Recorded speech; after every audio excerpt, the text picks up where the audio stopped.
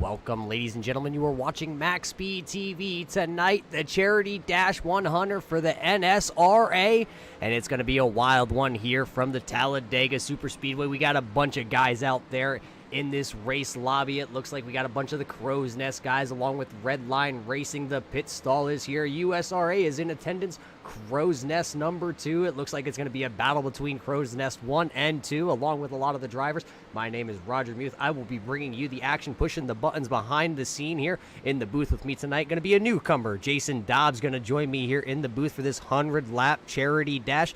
Jason, you got a copy with us here tonight? Yeah, I got you, Roger.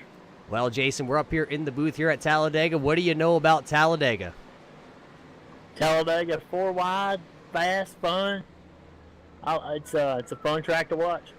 Yeah, it's probably one of the most exciting tracks out here on iRacing and along the NASCAR schedule. But we're not alone up here in the booth tonight. We got another little segment here. DJ Mitzel, who's in the race here tonight, he's here to talk with us about what's going to be happening here tonight and ongoing here with the NSRA.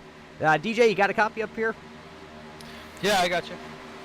Well, DJ, nice having you here over on MaxSpeedTV. Glad you could be up here in the booth to join us. Tell us a little bit about what we're going to see here tonight, and tell us a little bit what's going to be going forward here with you guys. Yeah, thanks. Thanks, Roger, for broadcasting in MaxSpeedTV. We've got a little, we're calling it the Red Line. Well, Red Line Racing is presenting a charity race. The race is going to be $25 donated for the winner. We'll be able to pick a charity to donate. So it's just kind of a little give back. We're also here just kind of broadcasting and you know, presenting our new leagues. We've got 2 new leagues. We've got NSRA and NARA. The NSRA is going to be running Sunday nights. It's a National Super Speedway Racing Association. It's going to be what we have tonight. We have the trucks just on Daytona and Talladega every Sunday night. Starting March 3rd, we're going to do a couple practice races. Then we're going to get the league going. It's going to be broadcast by MaxSpeedTV. Rudy Cummings is going to do those broadcasts for us. So we're real excited about that series starting up. Second series, the NARA, is going to be Thursday nights starting March 7th. That's going to be an Xfinity series, basically ovals. It's going to be a mix of short tracks, speedways, super speedways. We're going to do a roval and 1 road course. Really, we're just out to have fun, promote good competitive racing, having fun. You know, if you guys watch the broadcast and interested, hit us up on Facebook or iRacing. Send us something saying you want to be included, and we'll get you in. Yeah, it sounds like a lot of good things happening over here for you guys tonight, though. It is something interesting here with the Charity Dash. $25 in prizes, $10 to the winner out here tonight, $5 to second place. Third place also looks like he's going to walk away with $5. Top qualifier award looks like $5, and along with the biggest mover. And I believe there might be something else. I might have missed it. I believe how much is going to a charity here? I believe it's of the winner's choice. $25. I see that my mistake. Yep. We're going to give $25 to any charity the winner wants. We'll put it in their name. It's just a way that we can give back and kind of get some exposure out there as well. Yeah, a little more exposure is what everybody's looking for. Tell us how this all pretty much came together, though. Well, you know, the group of us at Red Line Racing, we've been racing together for a while now, and it was just one of those things. We'd been talking about it for a long time. Really wanted to get some leagues going, and we just decided to go ahead and do it. I mean, it's been a couple months process just to get everything straightened out, and we just jumped in and decided to do this kickoff race this week. Yeah, kickoff race with a lot of big names here. I see you guys are partnered up with the Pit Stall along with the Crow's Nest. What brought all 3 of these kind of collaborations together here? Yeah, I mean, we raced with the pit stall in the past. I raced with Crow's Nest. Some other guys on Redline race with Crow's Nest. We have pretty good relationship with all of them. You know, and the big thing is we all really just like to race and race clean. So we want to get a really good group in here, have a good clean race, put on a good show, without having a bunch of wrecks and a bunch of nonsense. So, you know, we just connected with groups that we thought were going to be top-notch racers, and brought them in. Yeah, a lot of top-notch racers out there. I see Donald Stewart's out there with Lane Johnson, and well, David Anderson's here tonight. So, I mean, other than, you know, what's going to be coming up forward here for you guys, what's your chances here tonight, DJ? You got a stout competition out there. Yeah, you know, I feel pretty good about it. I'm not necessarily the best with the trucks on the super speedways, but I think I can get up there. I'm usually a pretty good qualifier. I don't know, against all of this good competition, hopefully I can get up there and stay up there. But Talladega is one of my favorite tracks. I love that it has all the room. If you get behind, it's one of those tracks where it's not impossible to get back up in there. Yeah, not going to be impossible. Well, DJ, hey, thanks for stopping up here in the booth with us before this Charity Dash 100 here tonight. Good luck, and we'll hope to see you hopefully at the end of this one and not wadded up on the front stretch or the back stretch. All right, 10-4. Thanks a lot, Roger. There's driver DJ Mitzel of the 61 out here for Redline Racing. These guys are going to get these things wound up here right before, well, I shouldn't say right before. I should say coming up next here is going to be qualifying for the Charity Dash 100 tomorrow night here on MaxSpeedTV. You can catch me back up here in the booth with the Lightning Cup, the Xfinity Series. Wednesday night you can also catch Salt Flat Racing, the IROC Series. That's them with the street stocks. They're going to hang it high and wide, 3-4 wide racing. Jason Dobbs, who's with me here in the booth, will be out there Wednesday night with those guys. You can catch me on both those nights, Tuesday and Wednesday night here on MaxSpeedTV. But Jason, we got about 2 minutes here and 45 seconds. You talked about 3-4 wide racing. Well, it looks like that's what they're doing out there right now. They're doing a little bit of practice. Yeah, they look pretty good, though, out here battling it out in practice. It's going to be a good show tonight, Roger. Yeah, good show is pretty much, I mean, if you guys are tuning in and you don't know who the Crow's Nest is, you're absolutely missing something on iRacing, because the Crow's Nest is one of the premier places to go out and run, and that's exactly what this league here, the NSRA, is all about also. Good, hard-nosed racing, high speeds, super speedway race. That's what we're going to see here tonight. Collaboration between Crow's Nest, the NSRA, along with USRA, the pit stall, a whole bunch of different leagues here coming together for a charity event, and you see him out there practicing right now, 3 wide. There, and a couple of these guys making a crucial little pit stop right there. That's something we're going to have to watch out for tonight here. Let's see if we can get to a little bit of your pre-race facts here. There it is. We are here at Talladega. It's located in Alabama. Air temp here tonight for Talladega, 79 degrees. Track temp up over 100 degrees. That track temp being up over 100 degrees is going to be something we're going to have to watch out for here, because that's, you know, with these drafts, guys being tucked up underneath one another out there, going to create a little bit of overheating for some of these guys. You're going to have to kind of duck out a line, breathe the truck a little bit. So 106 degree track temp here, and have to keep an eye on that here tonight.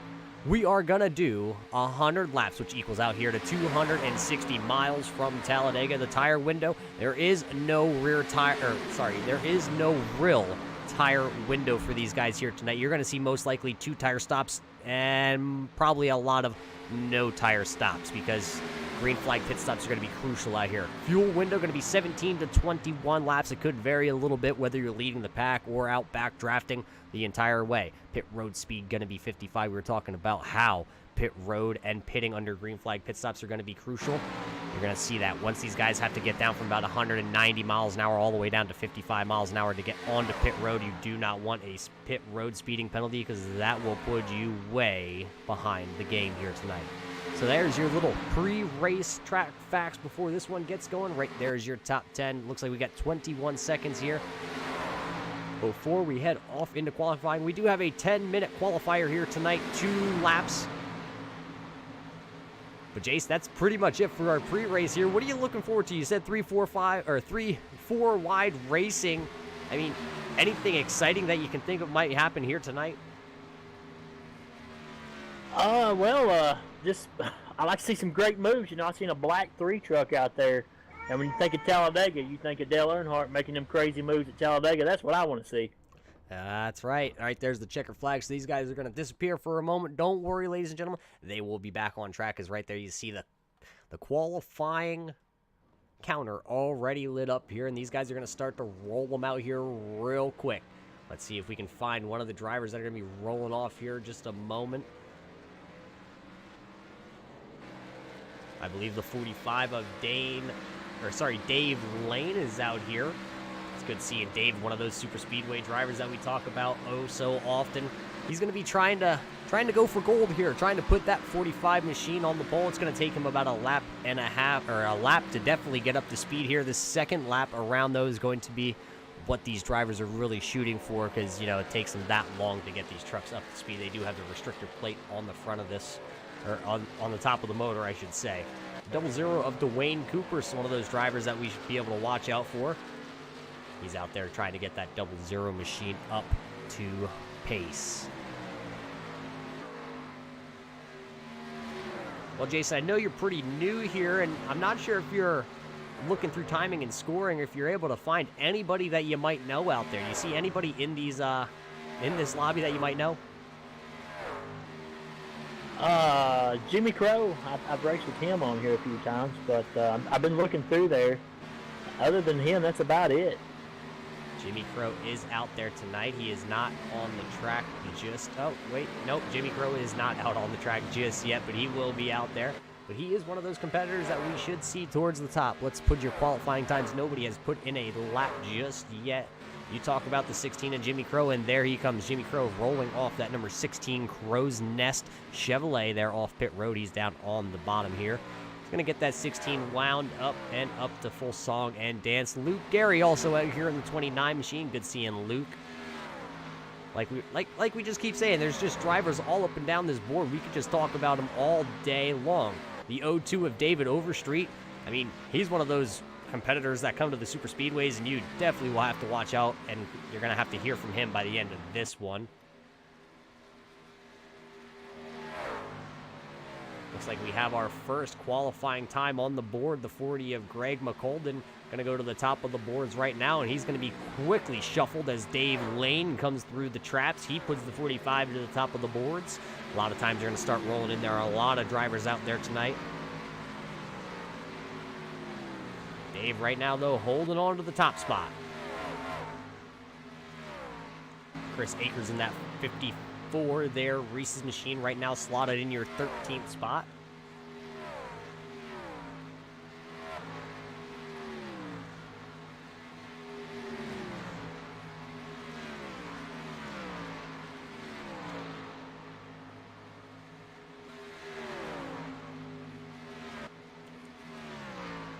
You got the 071 of Eric Laurie out here right now. He's slotted in your 15th position. We'll have to pick it up here on that second lap.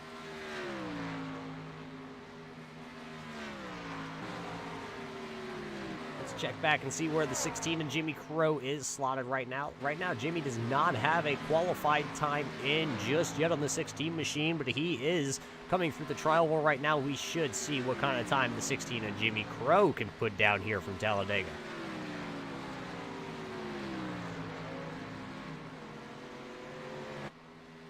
Jimmy Crow going to put that 16 machine 15th on the board, but the 88 of Gabe Butler to the top, and now he's quickly bumped Douglas Johnson in the 388, going to take the truck to the top of the leaderboards here. He's wearing that Superman shirt right now. He is saying he is Superman. Out on the pole with a 54.643. Donald Stewart in that 78, though, does have the second fastest qualifying attempt right now with a 54.643. And Gabe Butler, who was at the top there momentarily, is now sitting third on the speed charts. Donald Sandusky, right now, he was out there. He just went 10th on the board and has elected to put that truck back behind the wall there for moments.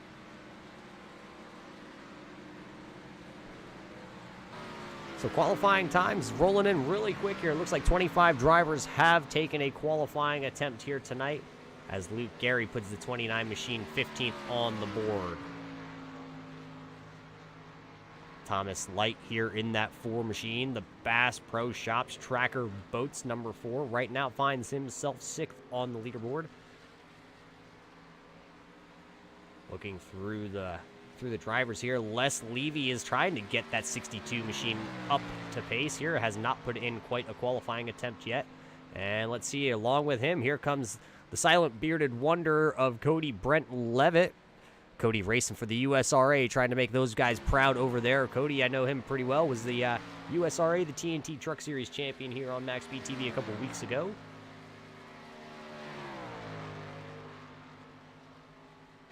.35 Brian McRae also out here. Has not put in a qualifying attempt just yet. Got about 4 minutes left here in qualifying. Plenty of time for these drivers to go out there and turn at least 2 laps. It takes about 55 seconds on your first lap, 54 seconds going to be your second lap. That's what you're pretty much shooting for right now. Buddy Walters right now in that 46 machine has now taken that 46 to the top of the speed charts here with a 54.632.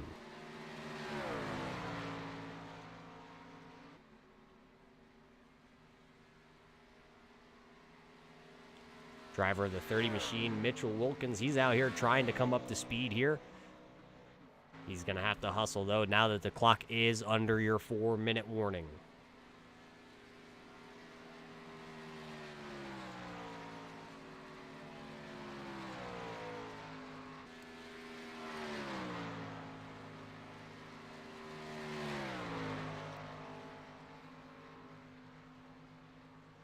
Well, Jason, a little bit of more interesting facts here as we are just hitting the 3 minutes and 20-second mark. These guys out here tonight do have 2 quick repairs, so what does that mean? It means stay out of trouble, and if you get in trouble, you don't have that much damage, don't use it. No, that's good. That's pretty good. 100 laps, 2 quick repairs. That might help out there towards the end, so should be fun to watch. I'm excited for this. You're excited. Well, with 3 minutes to go here, we're about to just step away. Right now, there's your qualifying attempts on the board. Let's show you the top 10 drop down coming up. We are actually already here in qualifying. Coming up next will be the NSRA Charity Dash 100, and we will bring it to you here live on MaxSpeedTV. We're going to step away. We're going to get that national anthem played for you as 29 drivers have taken a qualifying attempt. Everybody else, it looks like, is probably going to elect to go to the back of this one to start it. So let's get to you here to your national anthem. We'll be right back here with you for live racing from Talladega. We take you down onto the track for our opening ceremonies. Ladies and gentlemen, please rise. Please remove your hats. Oh, say, can you see by the dawn's early light what so proudly we hailed at the twilight's last gleaming, whose broad stripes and bright stars through the perilous fight o'er the ramparts we watched were so gallantly streaming, and the rocket's red glare, the bombs bursting in air, gave proof through the night that our flag was still there. Oh, say, does that star-spangled banner yet wave o'er the land of the free and the home of the brave?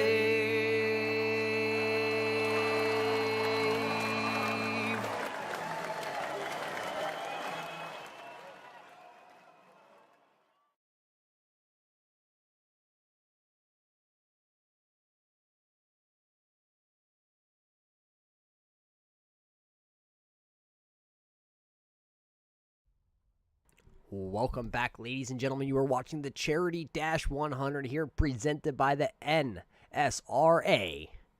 These guys are going to hang them high, wide, 3-4 wide here tonight from the Talladega Superspeedway. It says practice, but actually that is your qualifying clock counting down. 3, 2, 1. And we're about to grid these bad boys up here. Bubba Waters is going to be your pole recipient here tonight, so congratulations to Bubba.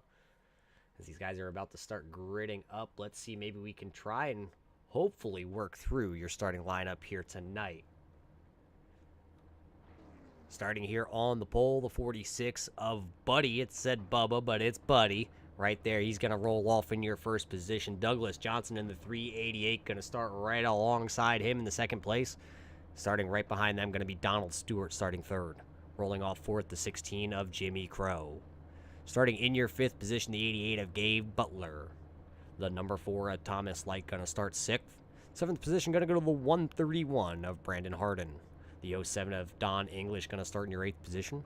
Ninth going to go to Mitchell Wilkins. The 74 of Louis Loya going to start 10th.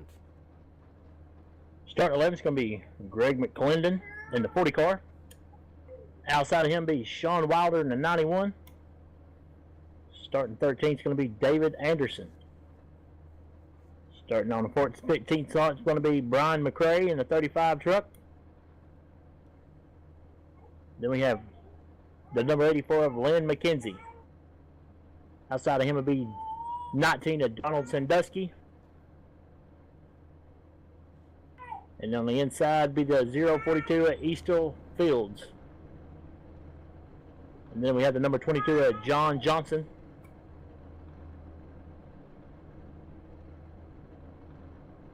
Looks like starting in your 19th spot going to be the 133 of Jesse Unruh. Starting 20th, the 29 of Luke Gary. Starting in your 21st position here tonight going to be Eric Laurie. David Overstreet, we talked about him, the 02 machine, going to start all the way back in that 22nd position. 23rd going to be the 45 of Dave Lane. The 54 of Chris Akers going to start 24th. 25th position going to go to the 62 of Les Levy. Alongside him going to be the 00 of Dwayne Cooper, starting in that 26th position. 27th position going to go to the 5 of Michael Spells. 28th going to go to the 08 there of David Schmidt. The 29th position going to go to the 14 of Charles Johnson, and Cody Levitt going to round out your top 30.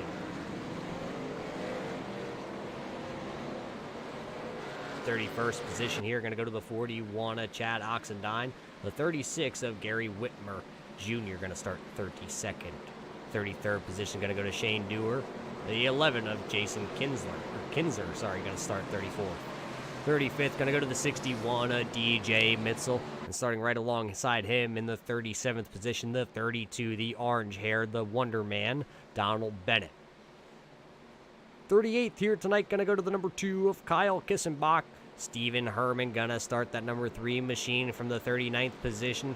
40th going to be the 31 of Anthony Poston. The 24 of John Larson going to start 41st here tonight, and that's going to do it. 41 drivers going to take the green flag here for the Charity Dash 100 over here on MaxSpeedTV. They're going to hang them high, 3-4 wide, like I said. Right now they're working that pace lap coming down the backstretch here.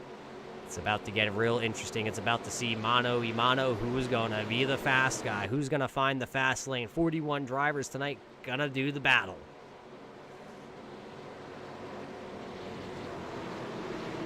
Interesting, Roger. Interesting. I'm not sure if these drivers know what interesting is. I do know that they know what exciting is, and that's what they're going to bring here. Buddy going to lead them off turn 4, and then it's just going to be a long grind all the way down to find the start-finish line. It's not in the tri-oval. It's at the end of the tri-oval. It's actually past pit lane. That's where the start-finish line is going to be here tonight. There you see the pace car. Gonna throw it down below the yellow line. The yellow line is the no-no zone. You don't want to be throwing it down there once we go green flag racing, because bad things happen when you throw it down there. Now it's just waiting on the green flag. The flagman gonna control this first start here as you see him working through the trial with that top lane, trying to get way up there. Hope they got those belts pulled tight. Belts are pulled tight. There's the green flag. We're going to go racing here for the Charity Dash 100 here on MaxSpeedTV. They're going to lead them off down into turn 1. It's going to be interesting to see how long it takes these guys to get wound up 3 wide as towards the back of this one. They're already kind of spreading out. Takes a while for these trucks to get up to speed, Roger. It's going to take them about a good lap and a half here, possibly 2 laps, as you see a couple of these guys jockeying for position already as they work down the backstretch here for the first time. Looks about a 3 wide battle back there. It looks like the 44 of Anderson has already elected to go to the outside, and we know Dave Anderson, he's not afraid to hang it high and wide himself as he's already to the outside, and it looks like he's trying to bring along another driver out there on the outside. I think that might be the 91 of Shane Wild. They're also going to join him on that top side. Actually, that looks like the 19 of Donald Sandusky. So they're already 3 wide racing here, Jason, and we ain't even going to complete lap 1 without going 3-4 wide. That's what Talladega's all about. Get them high and up there, 3 wide, battle it out for the lead. Buddy was going to lead that first lap, so give Buddy there in the 46 the first lap led here, but here comes Anderson still on that outside. Donald Sandusky and him working real good on that outside lane coming to the front. This looks like rush hour traffic out in LA. That's what you got to love about Talladega Super Speedway.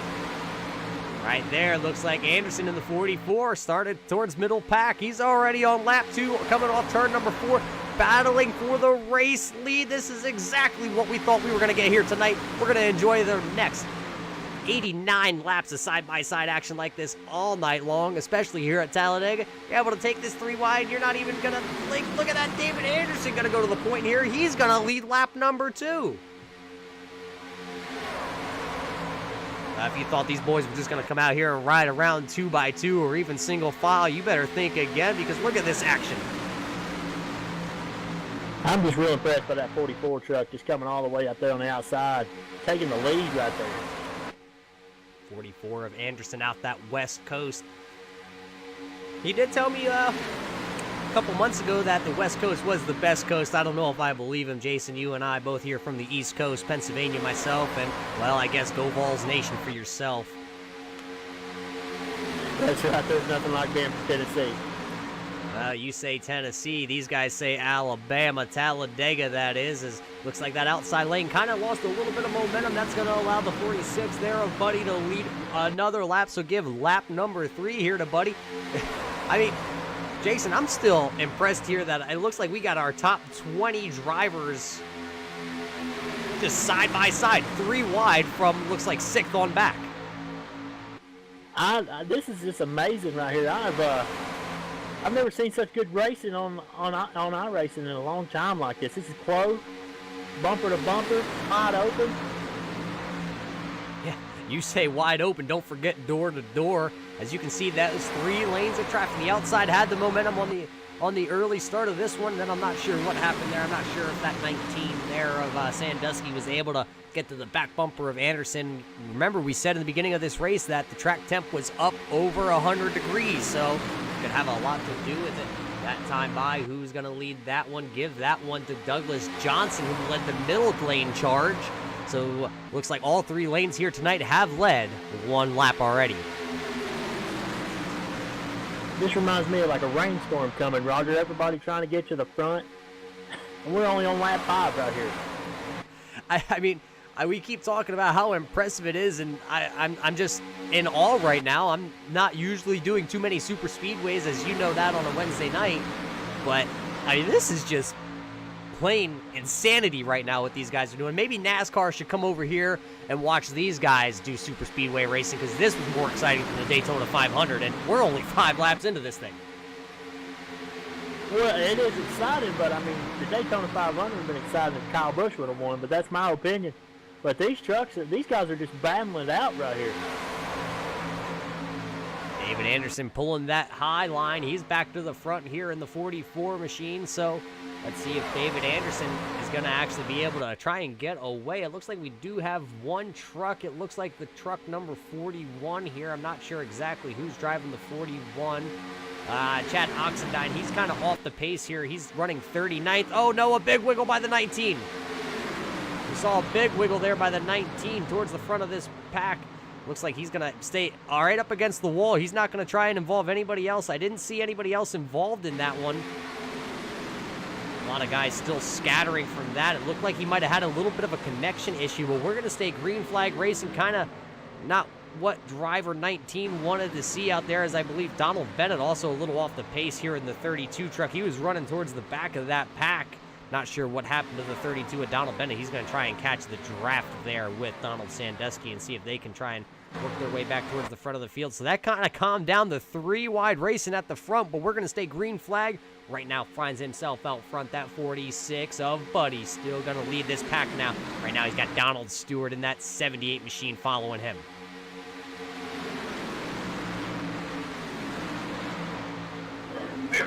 Got a little hairy there, Roger, when the truck hit that outside wall. That's for sure, and that really hurt the 44 of Anderson, as Anderson went from being up on the front row there. He's going to have to slot that 44 machine now back into your 11th position. So it really hurt Anderson, but he'll be able to carry on and continue as he's still in this front pack here, and he's still on that outside lane.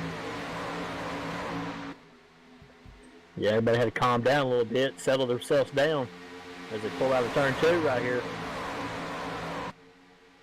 Yeah, and look at that, the 44 of Anderson not wasting any time. He's going to go right back to that outside lane, and he's going to see if now he can bring the 35 machine of Brian McRae along with him to the outside, see if those two can make the outside work now and tandem dance together.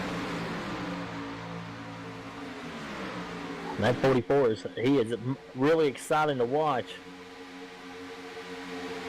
Yeah, it looks like now we have a couple guys that are really spread out through the field. I believe you kind of got to go all the way back here to about the 31 of Anthony Poston, kind of leading this little charge here with the 11 of Jason Kinsler back here. That's 28th and 29th position. Everybody else is in front of these guys. Oh, no, I believe we got a wreck up here towards the front of this one. Les Levy involved in this one. I believe the 61, the 5 is involved here. Looks like we're going to have a caution here on lap number 9. It took us 9 laps of 3-wide battling before the yellow flag is waved. But that's all right for these drivers. They do have a quick repair, but let's see if we can go back about 30, 40 seconds here and check out this MaxSpeedTV replay and see exactly what happened between a lot of these drivers.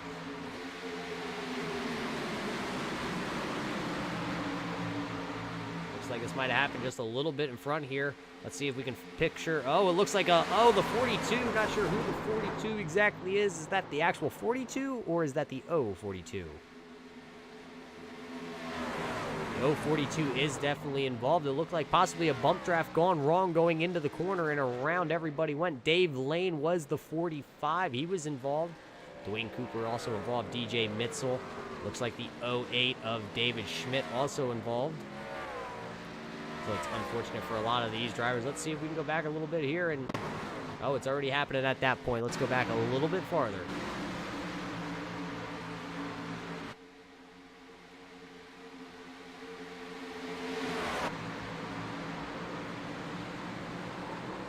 Just a bump draft gone wrong. Something that we see here too often here from Talladega or Daytona. Going to take out a couple good trucks here in the early going, but they got the quick repairs. They're going to be able to go back down pit road, get them fixed up, and they're going to back out here singing along. Yeah, we should have known that was going to get real intense there, where they've been battling. It's a tough deal there. Took out about, what, 8 or 9 trucks there, Roger? A good 8 or 9 trucks. Right there's the top 5, though, at the top of your screen after 9 laps complete. Let's see if these drivers are going to bring them down pit road or what's going to happen here. Looks like here they all come. It looks like just about everybody's going to come down. It's going to be feeding time in the pit road here. Feed me some fuel. That's what these motors are about to start singing.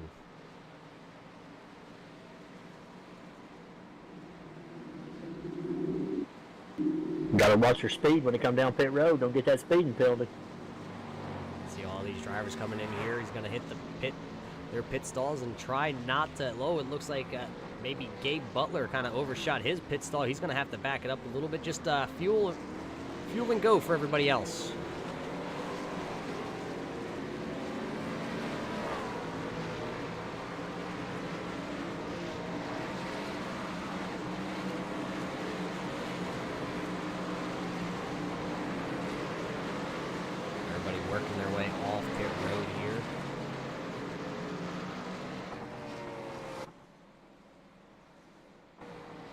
Looks like the 46 of Buddy, he's going to retain his lead here once we get these guys sorted out.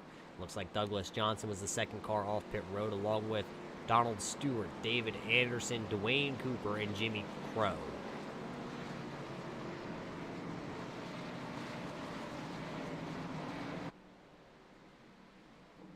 I don't know about you, Roger, but my hands are up there sweating watching those guys battle out 3 wide, 8 rows deep. Well, I don't know about you, Jason, but let's see if we can possibly find one of the drivers out there who's been putting on one heck of a show. 44 of David Anderson, you got a copy. It's Roger and Jason here in the booth. Hey, Roger. Hey, Jason. How you guys doing? Well, you were just about giving us a heart attack up here, my buddy. How is that outside lane working for you? Well, it was working pretty good. I knew that, we had dynamic weather to qualify in, and it's, usually I'm up in the front, to be honest with you. So I knew I had to try to get up there quick, and, well, outside line. Yeah, outside line for sure for you is working, I believe. If I remember right, there was the 19 of Donald Sandusky behind you. Is that a dynamic duo there that usually works together? Just so happens I was working with Donald last night, and in a different race, and we were working together pretty good. So he kind of knows my driving style, and I knew his, but unfortunately he was kind of lagging a little bit. His connection was not very good, and that kind of caused him a little bit of problems there.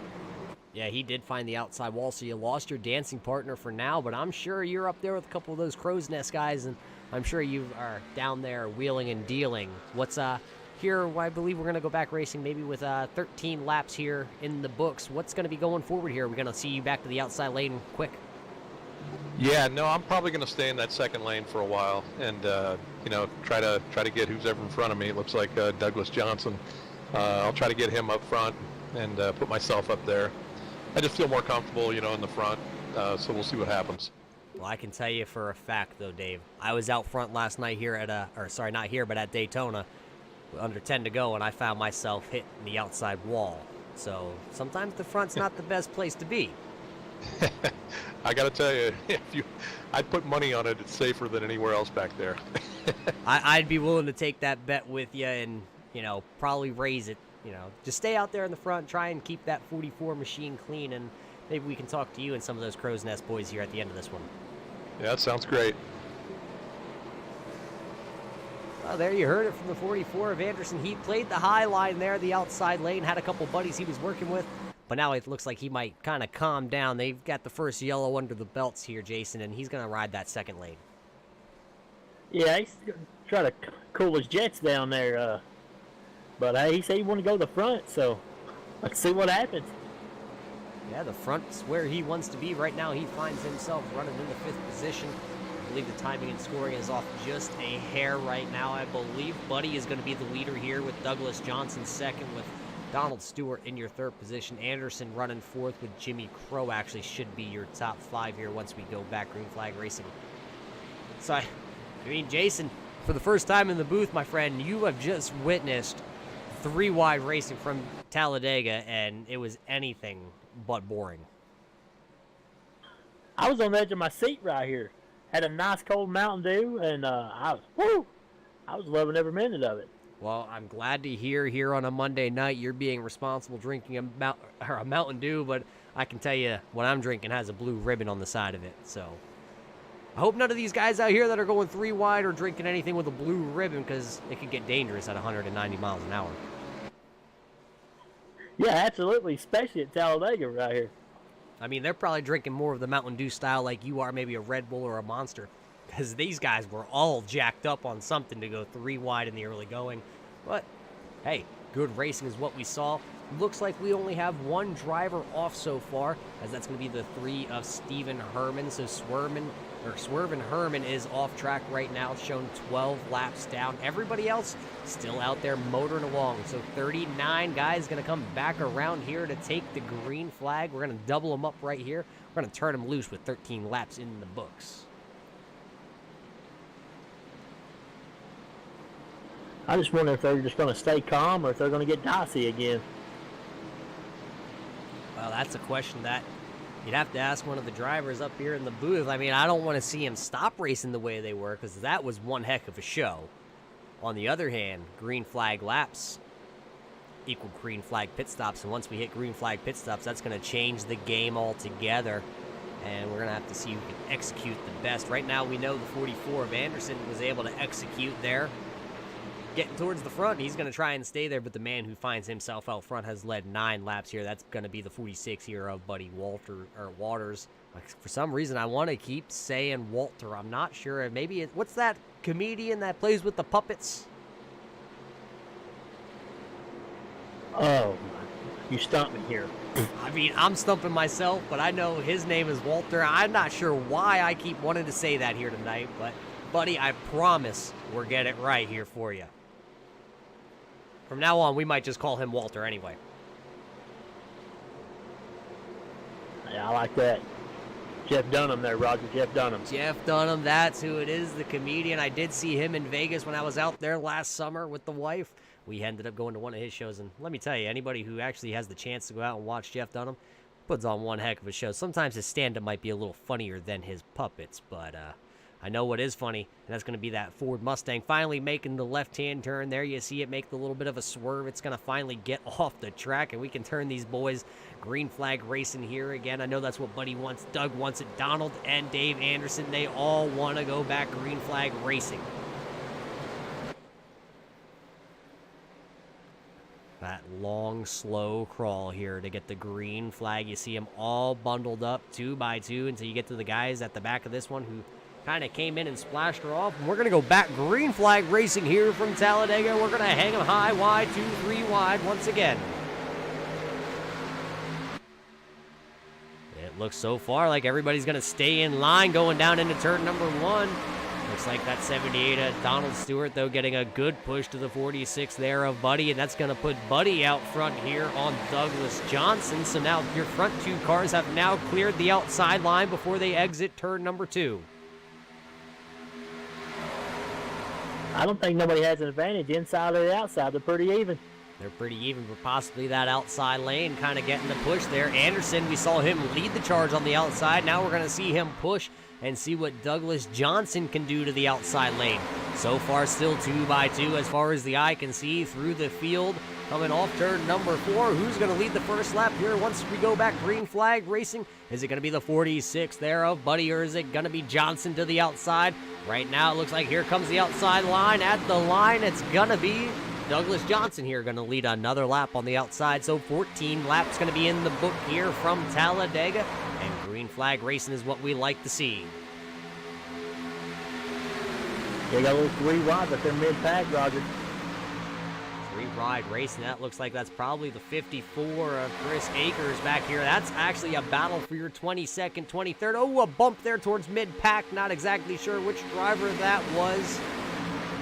All I know is now they're 3 wide at the back. Looks like it looks like they're probably going to go 3 wide here again, try to make the outside lane work. That's going to be the 19 of Sandusky, as though he's still having a little bit of connection issues, but he's trying to push the 29 there of Luke Gray on the outside. We're trying to see if those 2 drivers can get hooked up, as we know the 19 there of Sandusky has pushed somebody to the front before. Can he do it again? Can he repeat and bring the 3rd lane to the front? They're going to try it. Back out front, though, at the line once again. It actually looked like that was the 46, or actually not the 46, that was the 388 there of Douglas Johnson, who has led another lap here. The 19 of Sandusky, he's just not going to give up on that outside, is he? Mid-pack.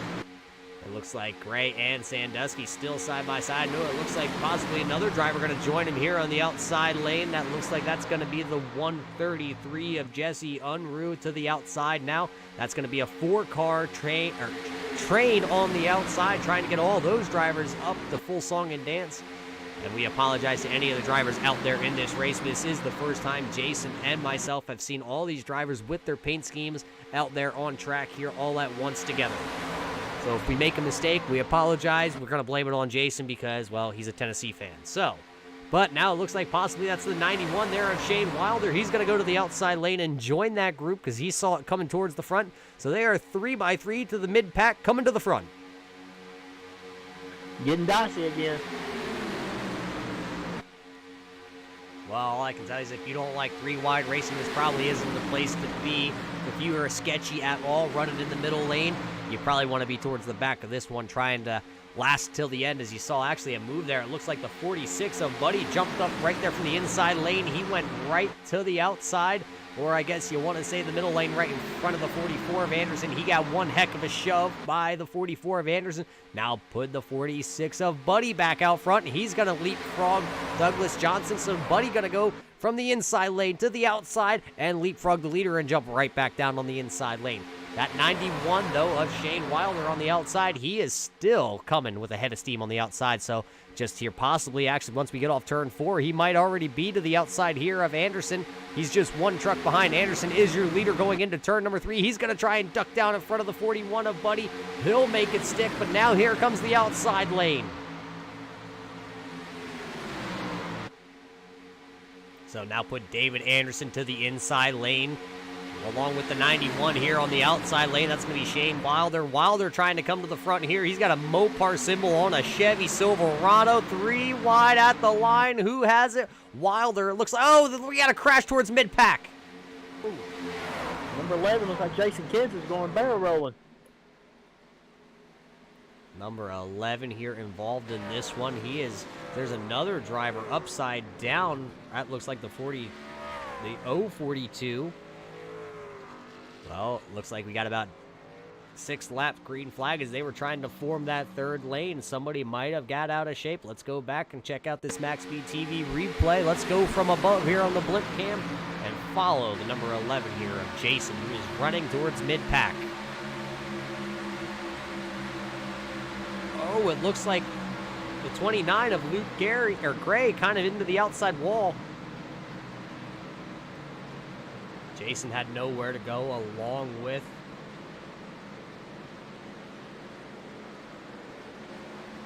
a couple other drivers that just kind of got wadded up there, nowhere to go. See if we can go back and go on board with the number 11.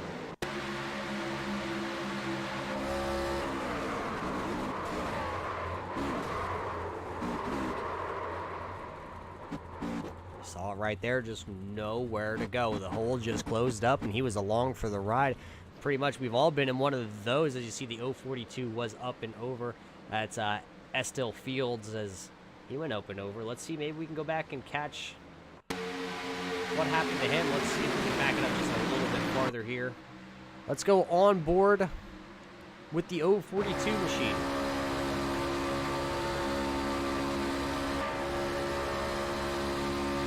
The gyro cam we're going to be following along here with Fields on.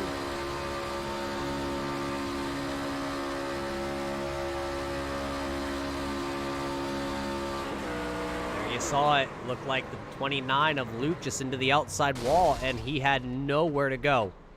When you're 3 wide and somebody's into the outside, nowhere to go for Fields as the 042 up, over, and you see the gyro cam just pretty much up and over, up and over. Looks like all these drivers, though, coming back down pit road. And he had to flip about 14 times.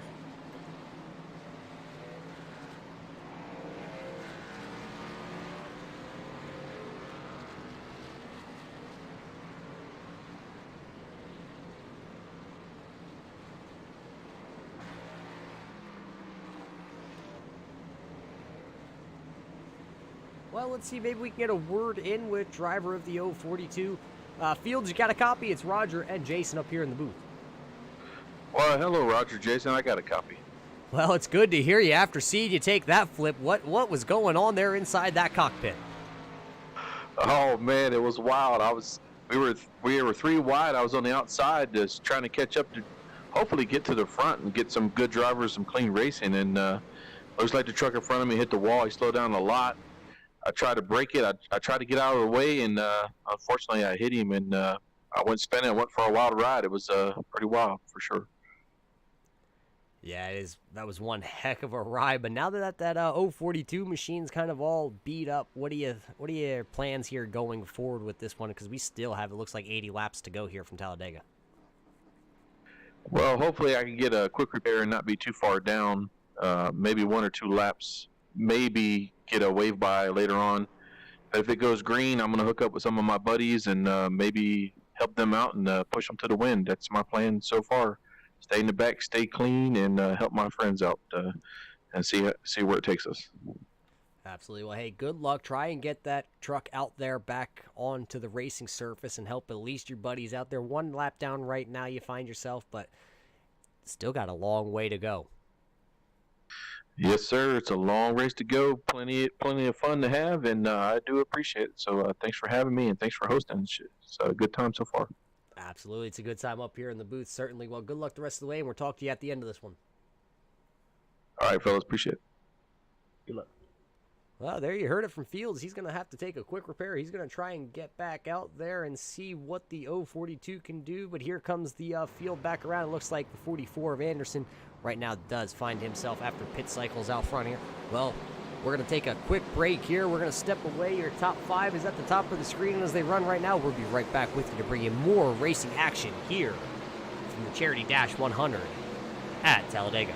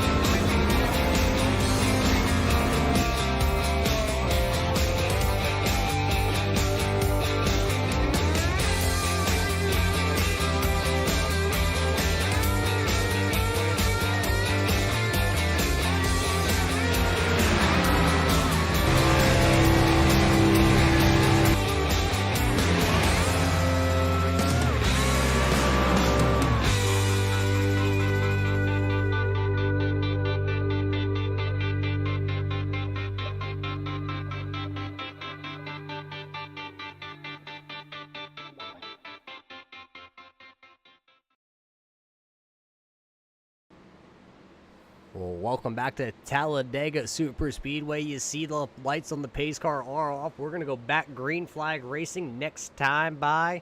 David Anderson has the 44 machine out front, along with Brandon Hurd there on the outside in the 131 machine.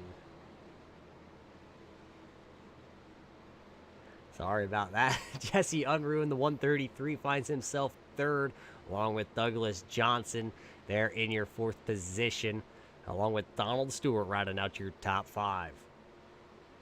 So far, so good. Good racing, 2 cautions in the early going, but it looks like we're going to go back green flag racing here on lap 24.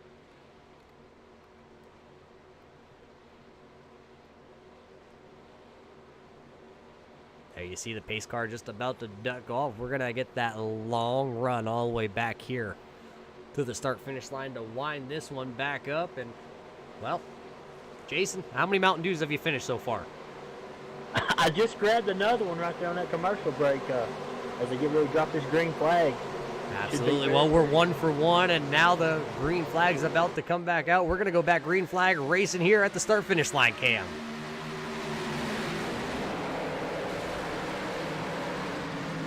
Oh, look, wrecking. Wrecking already. The 30 machine involved in this one. A bunch of trucks towards mid-pack tore up in this one. Looks like the 07 of Don English involved. Possibly along with DJ Mitzel also back towards the back of this one. So we're going to have to go back here and try and really dissect what happened. We know the 07 of Don English was involved in this one. So let's put a rewind. Let's go up top here on the blimp and try and see exactly what happened between all these drivers.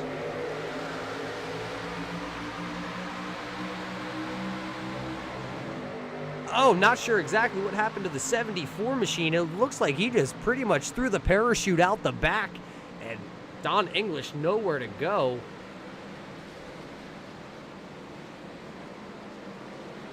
Maybe missed a shift. Possibly missed a shift coming up through the gears. Let's just take that back 30 seconds here. See if we go from the spotter stand here and see exactly what happened.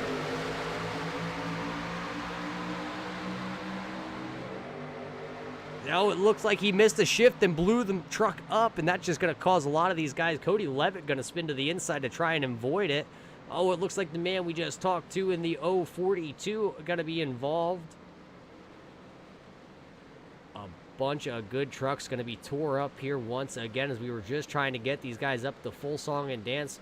So Fields involved in that one again. Well, let's go back live view here. Anderson did retain the lead. Jesse Unruh, though, going to be in your second position with Brandon Hurd in there third, and Douglas Johnson going to be fourth.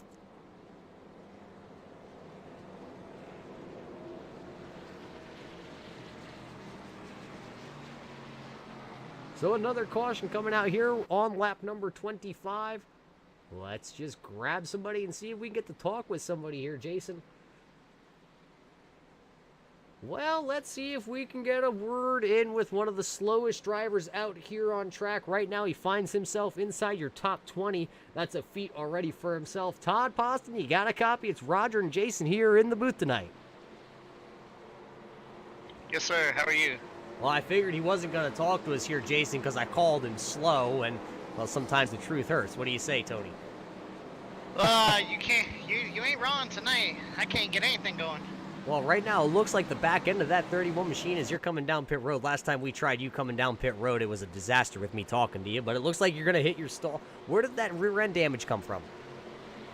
It seems like someone missed a shift on that restart. It just stacked everyone up. Yeah, stacking everybody up, something that I kind of saw right there. But, what's going on out there?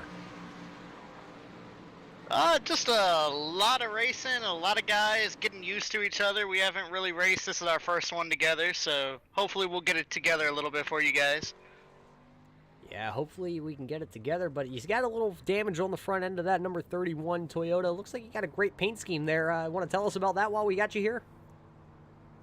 Yeah, this is for my friend's father who passed away from myeloid leukemia about a year ago now, and just representing her. Awesome, absolutely amazing paint job. I don't know there, Jason, if you can get a look on that 31 machine. Can you tell me the colors on that truck, Jason? It is orange and white. Well, orange and white, we know it's not for Tennessee. It's got to be for Syracuse. But hey, Tony, what are you thinking here? Are you going to be able to get that 31 truck up the song and dance? We're going to try it. I got about 30 seconds worth of damage, but it doesn't look too good on the stream. Well, it may not look good right now. You got a bunch of hood damage in the front end. See, I know what's going on here, Jason. I know what the problem is with this 31 truck. Don't say it. He's driving a Toyota. I think a Toyota won the 500 yesterday. Is that correct? Nobody, I do believe you are right. nobody watches NASCAR, guys. It's overrated. It's all about iRacing, and that's what we got going on here tonight. Well, I guess we'll just let Todd go, and we're getting back down there. He's not wanting to talk to us. Well, Todd, thanks for jumping up here and joining us. Hopefully we don't have to talk to you anymore tonight with being involved in accidents. Hopefully you get some green flag runs here and fall to the back. Yes, sir. Well, there you heard it from him, Jason.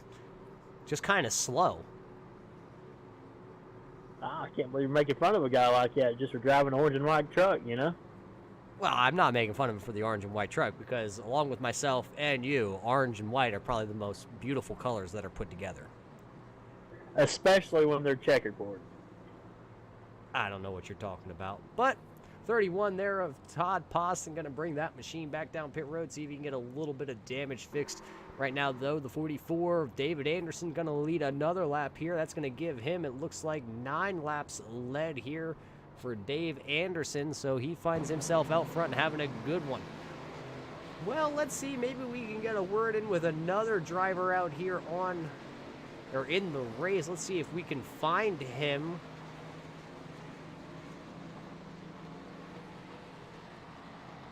Let's see if we can get a word in with driver of the 32, Donald Bennett. You got a copy. That's going to be Roger here and Jason in the booth.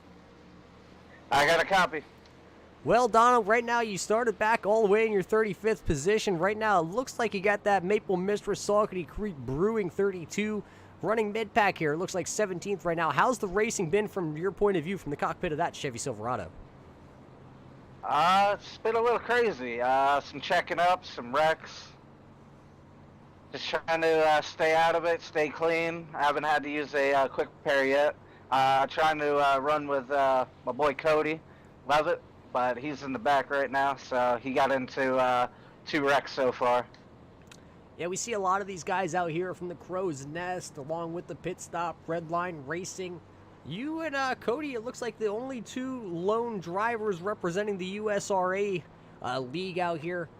What are you and Cody going to need to do to get those 2 machines hooked up and towards the front of this one? A lot of pit strategy.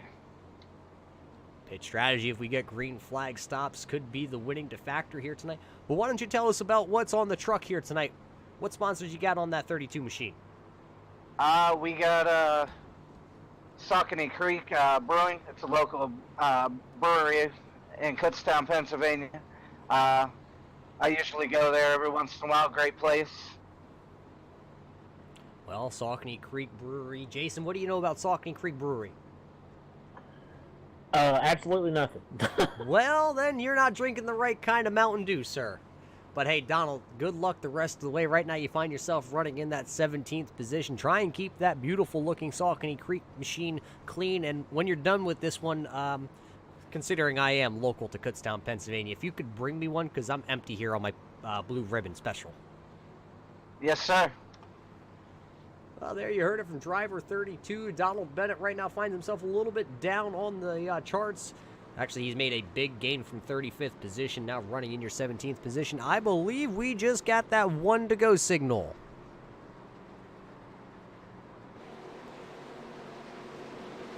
So 1 to go. Let's see if we can get back up front here to your leaders. Anderson gonna go side by side once we go back green flag racing with that 131 of Brandon Herden. Jesse Unruh there, still 3rd position with Douglas Johnson running in 4th. So see, Jason, being your first time up here in the booth, it's pretty fun, my buddy. You get to learn about a lot of these drivers like we just talked to Donald Bennett. Actually, he's a native. Met him over here on iRacing and whatnot, as he's actually very local to me. I've seen him in quite a few different leagues out here. A lot of leagues coming together here tonight, and a lot of good drivers that are just kind of having some good old fun. Yeah, they're actually doing a really a good job drafting and everything with each other. Well, we talked about the blue light special, or the blue ribbon special. There it is. Boo. Well, we don't have any of those trucks out there. I do see an A&W root beer truck out there. That's a pretty interesting one. It looks like the 84 Lynn McNeese driving that one. So maybe he can get that A&W root beer machine up there. That's a good one. I drink a couple A&Ws. I believe those are in the upstairs fridge, though. Yeah, I like them. I mean, who doesn't like a good cold A&W root beer? Cream soda by A&W is good also, but right now the man who finds himself out front that says, I want to hear none about the root beer. I just want to taste the champagne in Victory Lane here tonight. 44 of David Anderson finds himself out front there in that red and blue machine to the inside lane there. Pace car going to duck off here. It's going to be that long crawl once again here.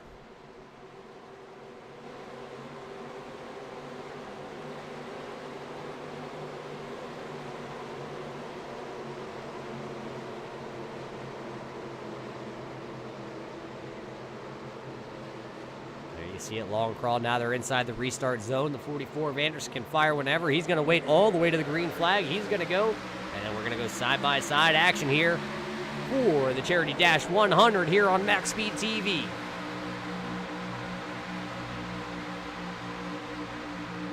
A lot of good side-by-side action there. It looks like the inside has a little bit of the advantage.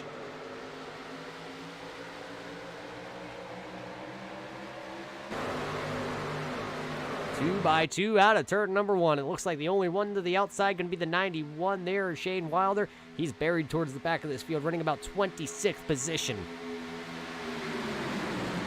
That outside lane picked up some spots earlier tonight. Yeah, the outside lane picking up a couple spots early on, and I'm sure in a handful of laps you're going to see a couple guys like, well, look at the guy who's running in third truck to the outside lane. That's going to be the 19 there of Donald Sandusky. Once again finds himself towards the front of this one on the outside lane. Look for him possibly to go make it 3 wide here early and often, because we know he's one heck of a pusher. We saw him push Anderson all the way to the front of this one, and Anderson still finds himself running out front there in that red and blue machine at the front of this field.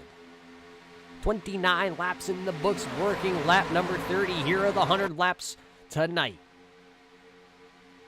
You see all those trucks kind of jockey around. One guy going from the outside lane to the inside lane. That's going to be the 02 of David Overstreet. Picked that truck out like a sore thumb there.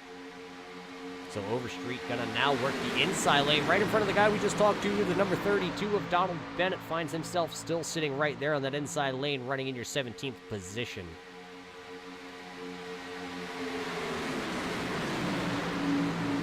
The line, let's see who's it going to be. Is it going to be the inside lane here of Anderson? Anderson has the push from Jesse in that 133 machine, so give another lap. 13 laps led now there for the 44 of Anderson. He said out front going to be the best spot here tonight.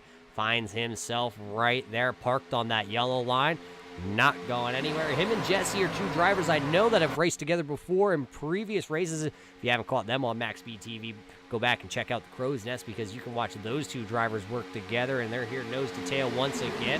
That's not going to stop the 130 or the 131 of Brandon, because he's going to go to the outside, and now possibly is that going to be Douglas Johnson? Douglas Johnson looked like a moment he was going to go make it 3 wide and put Brandon there in the sucker hole, but he decided to tuck it back down there. He goes single file, 2 by 2.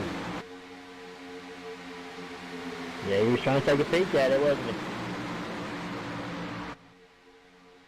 That time at the line, though, it looked like Brandon was actually going to lead that lap. So give now 1 lap led to the 131 there on the outside lane. I like how the inside and the outside, they just work back and forth. There it goes. Now they're going to put him in the sucker hole. Here comes the 383 of Douglas Johnson. He's going to bring the Superman shirt to the outside. Question is, though, can that 19 of Sandusky push him to the lead? 3 wide battling already. Back at it like like Jason Dobbs. I got you good. You didn't see it coming here. That's the line. Let's see who's going to have it, the high line, the middle line, or the bottom line. Looks like Anderson gonna lead another lap here at the stripe. Give another one to David Anderson. That 44 machine just sticking on the bottom. He says it's gonna be the quick way around. He finds it right now. That outside lane, though, is impressing me the most out of everything happening here tonight. That outside lane just seems to be like it's gonna be the place to be at the end of this one. Yeah, it seems to be the fastest line once they get up and working together. They may tell you the inside lane's the shortest distance around this track. But, I mean, don't tell that to the guys on the outside. Don't tell that to Johnson on the outside along with Sandusky, because those guys have been hanging it out there all night long, and they're going to continue to try and make that outside lane work. Yeah, I know if I was in this race, I'd be trying to work my way to the top and ride the rim here at Talladega. Let's check back here just a little bit as at the line. It looks like it's going to be Anderson going to lead another lap here. John Johnson, though, back here started, looks like in the 18th position right now, finds himself driving that 22 machine right there to the inside with the bright green numbers. He finds himself running 10th right now inside your top 10, so John Johnson slowly but surely trying to work his way to the front of this field. Jimmy Crow, who found himself starting in your 4th position, right now kind of is falling back after pit stops there. Kind of lost a couple positions, finds himself in your 16th spot. Checking up on the 29 of Gary, he finds himself running inside your top 20. So you say 20th, but you really look at this whole gaggle of trucks, and since they're 3 wide, he's only about the 10th car on the inside lane. Yeah, we're probably like 0.5 seconds away from each other.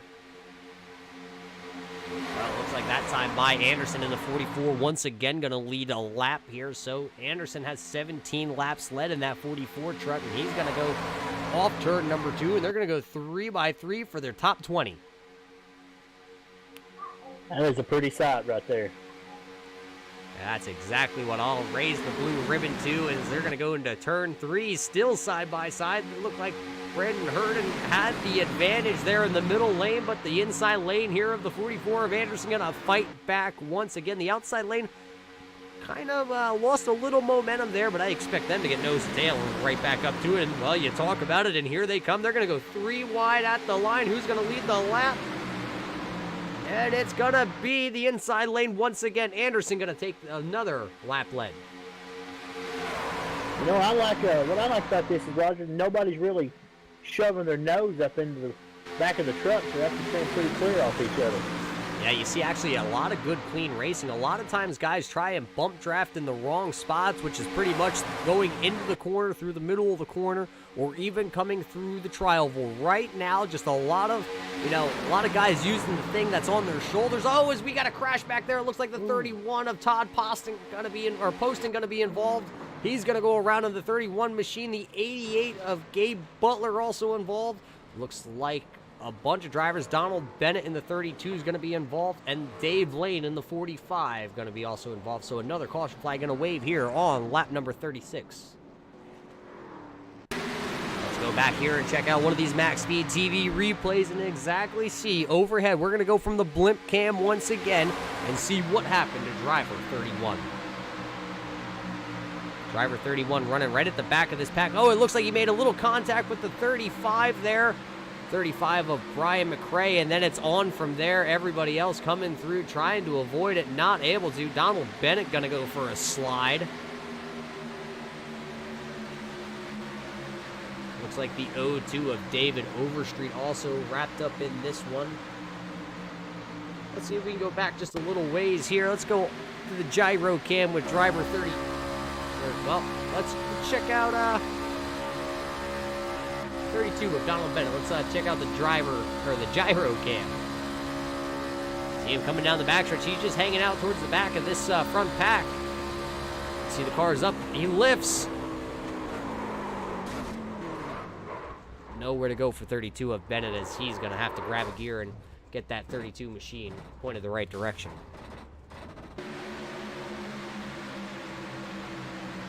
Definitely hard contact into the wall head first, huh? Looks like the 62 of Les Levy also involved in that one. Bunch of good trucks once again going to be tore up here. Douglas Johnson had the lead there, though, when the yellow flag flew. So let's see if Douglas Johnson can get that 388 machine back out here off pit road first. You see everybody coming down. Looks like Johnson is going to be the first guy off pit road.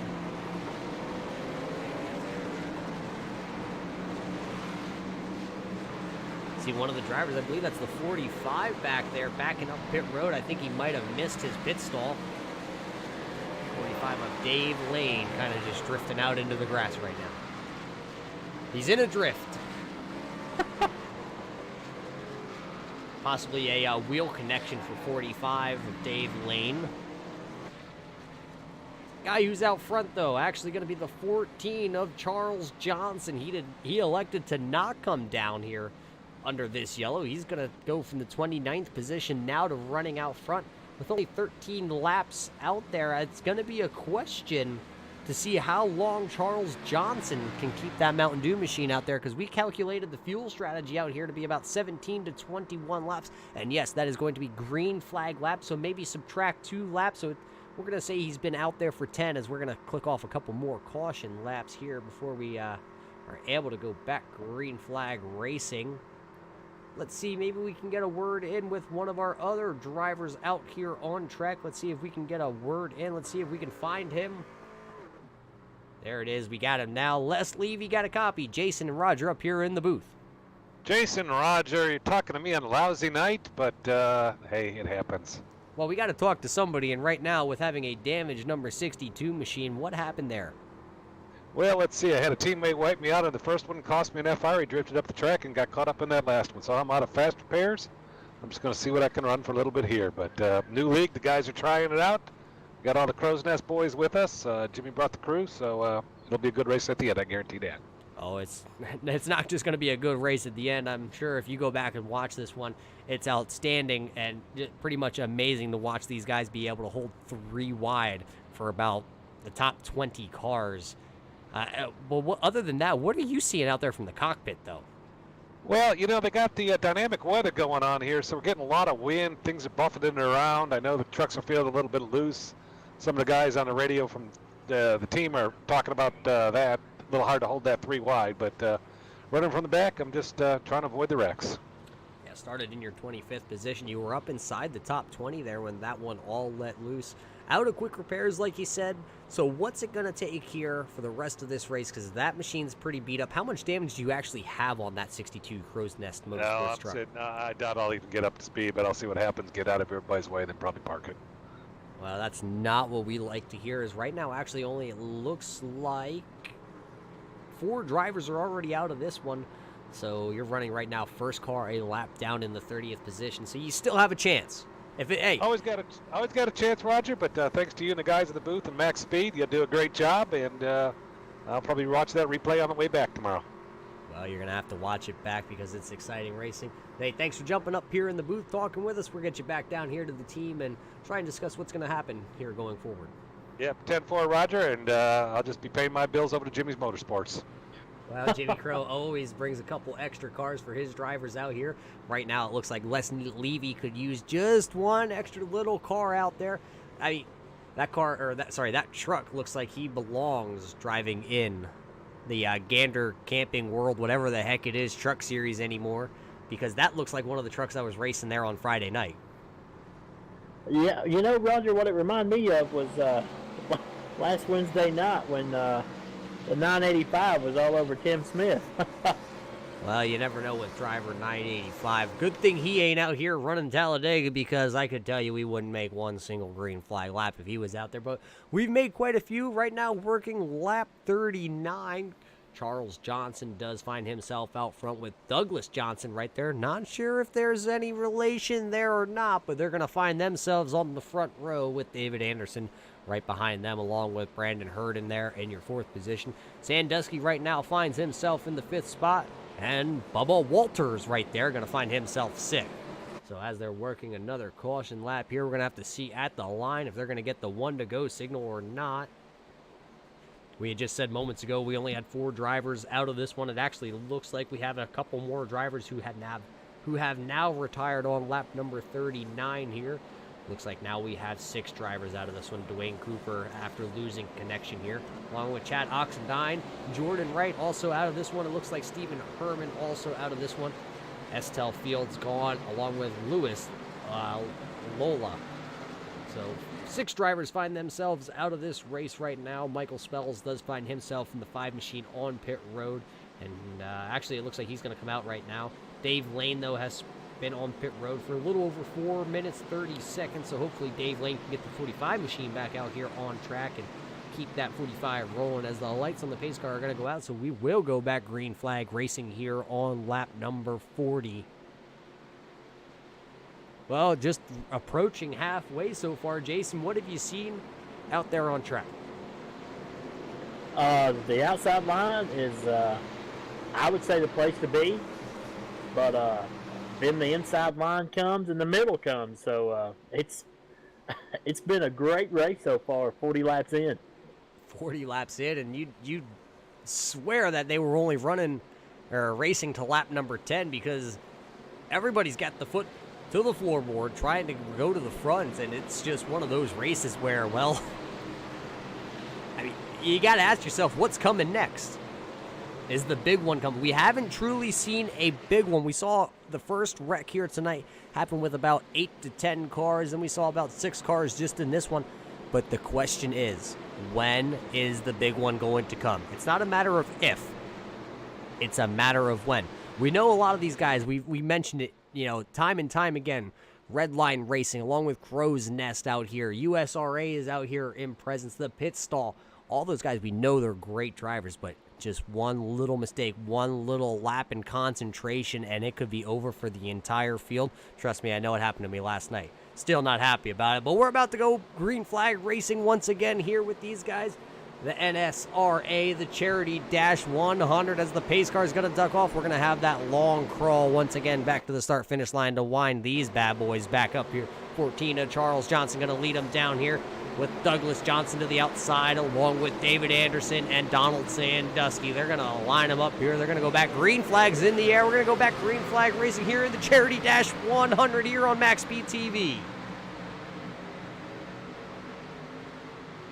Ooh, a lot of action on that start, Roger. It looks like, Jesse Unruh going to go around in the 133. That might have all started with the 19 actually up towards the front, so not sure exactly where that's going to end up, as can't even find Jesse dropping through the timing and scoring like a rock, but he's got the 133. He's going to have to tow that machine. He elects to tow, so unfortunately Jesse Unruh going to be out of this one, but right now the man out front, the 14 of Charles Johnson, got away cleanly on that one.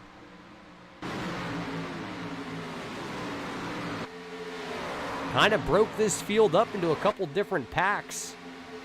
David Anderson, though, going to jump right to the outside here, and he's going to try and get a push from his buddy, the 388 of Douglas Johnson on the outside. Johnson looking like he might just split him and try and make it 3 wide, but here comes the 133 of Hardin. He's going to stick to the middle lane there, and he's going to go along with the 44 of Anderson, so that's going to stick the 388 of Douglas Johnson on the high line with no help, so he's going to have to fall to the back of this pack. And these guys here, they want to go to the front as soon as that green flag drops. Green flag drops. We get a guy missing a shift, and that kind of broke apart the field. So the 3 wide action that we saw for 20 cars deep, now it's going to be, it looks like, only your top 9 drivers here in this front pack. Actually, Lynn McNeese being the 10th place driver right there, holding on in the A&W root beer machine. So put 10 drivers at the front of this one, and then your second pack going to be led by DJ Mitzel back here. That's going to involve the 22 of John Johnson. Sandusky's back here. Whitmer Jr., Jimmy Crow, Chris Atkins, a lot of those good drivers back towards the back of this one. But it looks like who led that lap timing and scoring, going to say it's actually going to go to the 131 here of Brandon Hurd. And then you see him jump to the inside. He's going to leapfrog David Anderson. He's going to go to the bottom now and take the point of this one for working lap 43 as they work down the backstretch. Side by side right there for the lead again. Side-by-side action, it never stops. It comes in plunges, it comes in packs, and right now the pack at the front. 10-car breakaway. Then you go back here to your 11th position, now led by John Johnson on the outside here with DJ Mitchell to the inside. So you got Johnson, Whitmer, and along with Akers there on the outside. Those three trucks trying to get around this pack. Maybe they can go single file then and try and work down that front pack. Question is, can they?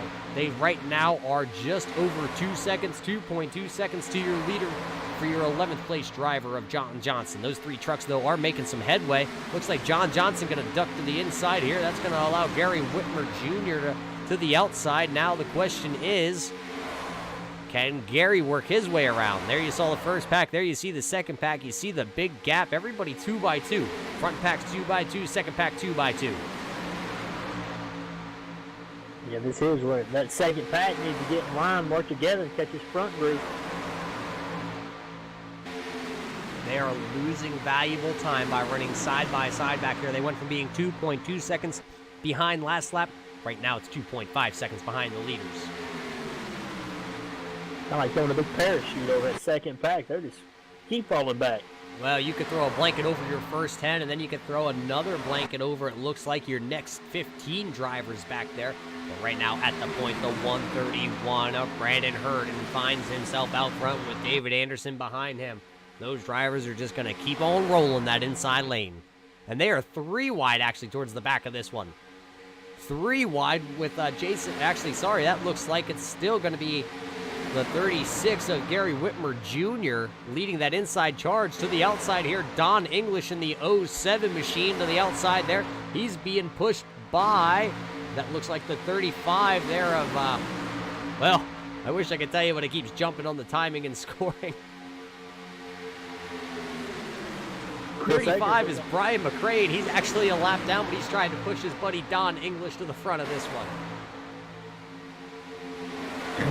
Good look at that orange truck there, 54, Roger. 54, the Reese's Peanut Butter Cup machine. I could really go for a Reese's Peanut Butter Cup. Why do you always got to point out the orange trucks? That's all I see is orange, buddy. It's a good thing I'm sitting in an orange basement. So we're going with the orange guy there, right there. Chris Akers does find himself sitting in the 11th position, but he is 3 seconds now behind those 10 drivers who got the breakaway. Let's go back out front here, as actually here comes one of those machines to pit road. That looks like the 14 of Charles Johnson, who did stay out there a little bit longer than everybody else. Lap 21, the 14 machine going to bring her to pit road. So now it's going to be a 9-car breakaway. 46 laps here in the book out of 100, approaching the halfway point. We are 10 laps into this stage now that these guys have got kind of broken apart by that early, or that, you know, I want to say early, but that awkward restart there kind of separated these guys into 2 packs. And they're actually way faster than that second group. Yeah, with only 9 trucks now after Johnson having to come to pit road to get fuel in that machine. Now, the question is, though, where is he going to cycle back out? Because looking on timing and scoring, if I can find him, looks like he's going to be on your 28th position. And the question is, he's coming off pit road now as those leaders are coming through the trial. Well, so he is going to definitely be swallowed up by the pack because he has to stay down there below the yellow line here. As let's check back here. Right here's your leader. So they're definitely closing at a high rate of speed. They're doing 185 miles an hour right here at the front of this field. And it looks like the 14 of Charles Johnson only doing about 160 miles an hour. Look at them. They're about to blow right by driver number 14. Yeah, that's where it gets nerve-wracking there. They're going to go 3 wide at the front of this one. They know they have one heck of a lead, but they're going to go 3 wide at the front of this one. Have a blinking truck to the outside, the 91 there of Shane Wild. They're kind of having a little bit of a connection issue. Here comes Buddy. Buddy going to look to peek out of line. Doesn't quite go. Now he's going to go as he's to the outside of the 44 of Anderson, but he has no help right now. He has to wait and see if the 78 of Donald Stewart can kind of catch him at the line, though. Going to go back to the lead here. The 131 of Brandon Harden going to take another lap lead here. Right now, Anderson has 19. Waters has 11. Harden has, it looks like, 7 laps led. Well, a lot of your strong competitors up here. Guy, look at that. That looks like the 071 here of Eric Laurie. He finds himself running right there. Started in your 21st position. Now with a 3rd car to the inside in the John Deere yellow and green. He finds himself right here at the front along with the 40 of Greg McCladden. A couple guys we haven't seen towards the front of this one, and now the cream is rising to the top. And now the next question for you, Jason, is approaching 13 laps on the fuel run here. Possibly pit stops in the next 3 to 4 laps. Yeah, that's what I've been calculating up here, and that's going to make it a little dicey. You got to get on pit road, good speed, and not have a mess up.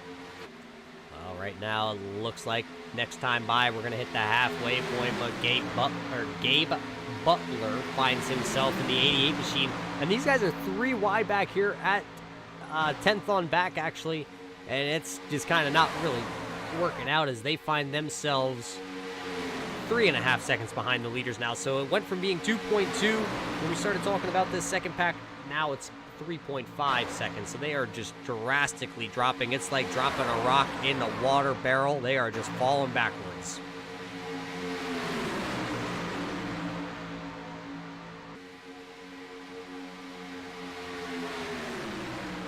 Battle is up at the front as it looks like the 46 of Buddy gonna go back for the lead here.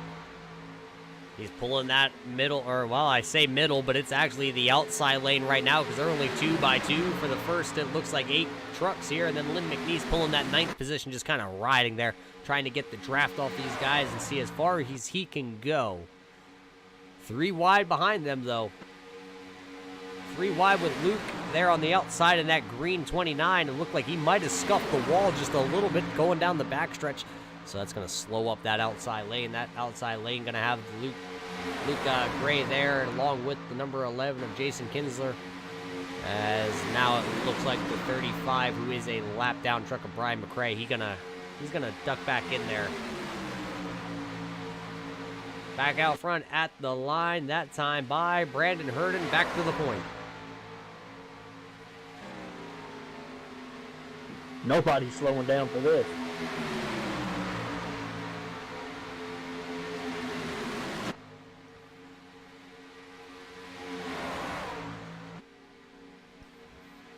Well, we're going to step away for just a moment. We're going to go down to our speed cameras. We're going to catch our breath before we get to green flag pit stops here.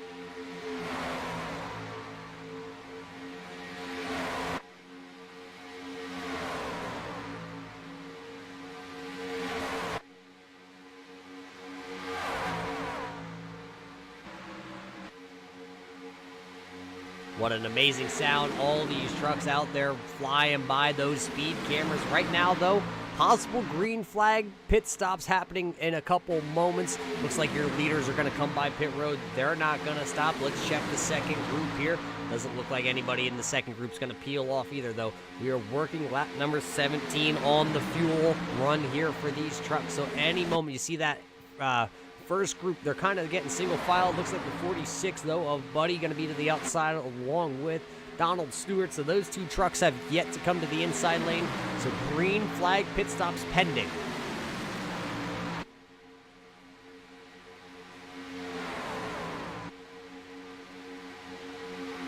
About to get exciting. It's going to about to be rush hour here at the feeding hole. The question is, when are the leaders going to come? When is the second group going to come? Is somebody going to come by themselves? Who's going to get hung out? Front 9 guys, all single file. Doesn't look like anybody's coming down pit road this time by, so they're going to go flying on by. And the next group also. So these guys with a couple caution laps, they're going to continue on pushing. Right now, Brendan Herden is your leader out front.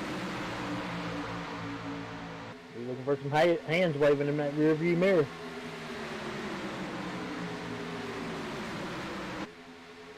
I know if that was myself running about mid-pack, I'd be trying to communicate, trying to find out when you're coming, when I'm coming, because I'll come with you if you're in front of me right now at this point. Actually, I'm not sure what happened there, but while we were away, looking at timing and scoring, this front pack went single file, but that back pack now is actually starting to creep up. They're only, it looks like, about a second and a half back now. This time by, is it going to happen this time by here? No, front pack going to still stay single file, so it's pretty impressive here that this back pack, led by the 88 and Gabe Butler, has really reeled in your leader. So you saw a pack that was running 3x3 a little while ago now catch the leaders. That's pretty interesting. Yeah, it's going to make it even more dicey when they have to shoot off down in the pit road. Saw a couple of those drivers coming off pit road. That's going to be, it looks like, coming off pit road. Going to be the 31 of Anthony Poston along with the 14 there. So a couple of those guys towards the back of this pack, they came down. These guys had a lot of damage. So let's see now, is Brandon going to bring that 131 machine this time? Let's see as they work off the corner. Here comes your leaders. It's going to be feeding time. Oh boy, it looks like rush hour coming down. Oh, somebody's going to lose it. The 46 is around. 46 of Buddy is around in the grass. No caution's going to be waved. It's going to be disaster for the 46 of Buddy because he's going to have to enter from the grass. So that's going to be an unsafe pit entrance for 46 of Buddy. So first round of guys down pit road, and we have one guy turned around. Yeah, the 131 of Brandon there, he kind of slid in the pits too also. Anderson down and away already. Here comes everybody else behind him. Let's go check out where your leaders are.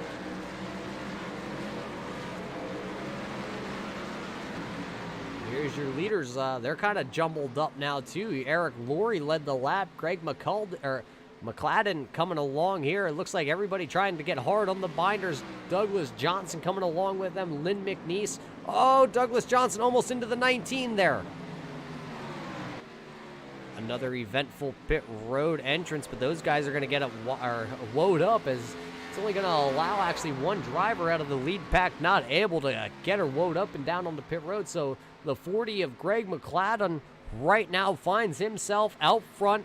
No draft, nobody, no dancing partners for the eye can see. Nobody in front, nobody behind. What's that going to mean for driver 40? He's in trouble. Plain and simple, he's in trouble. 3 words right there, ladies and gentlemen. It's going to be a long haul for now, driver number 40. He's going to have to get on pit road this time by to not lose any more time to these drivers, as there you see it.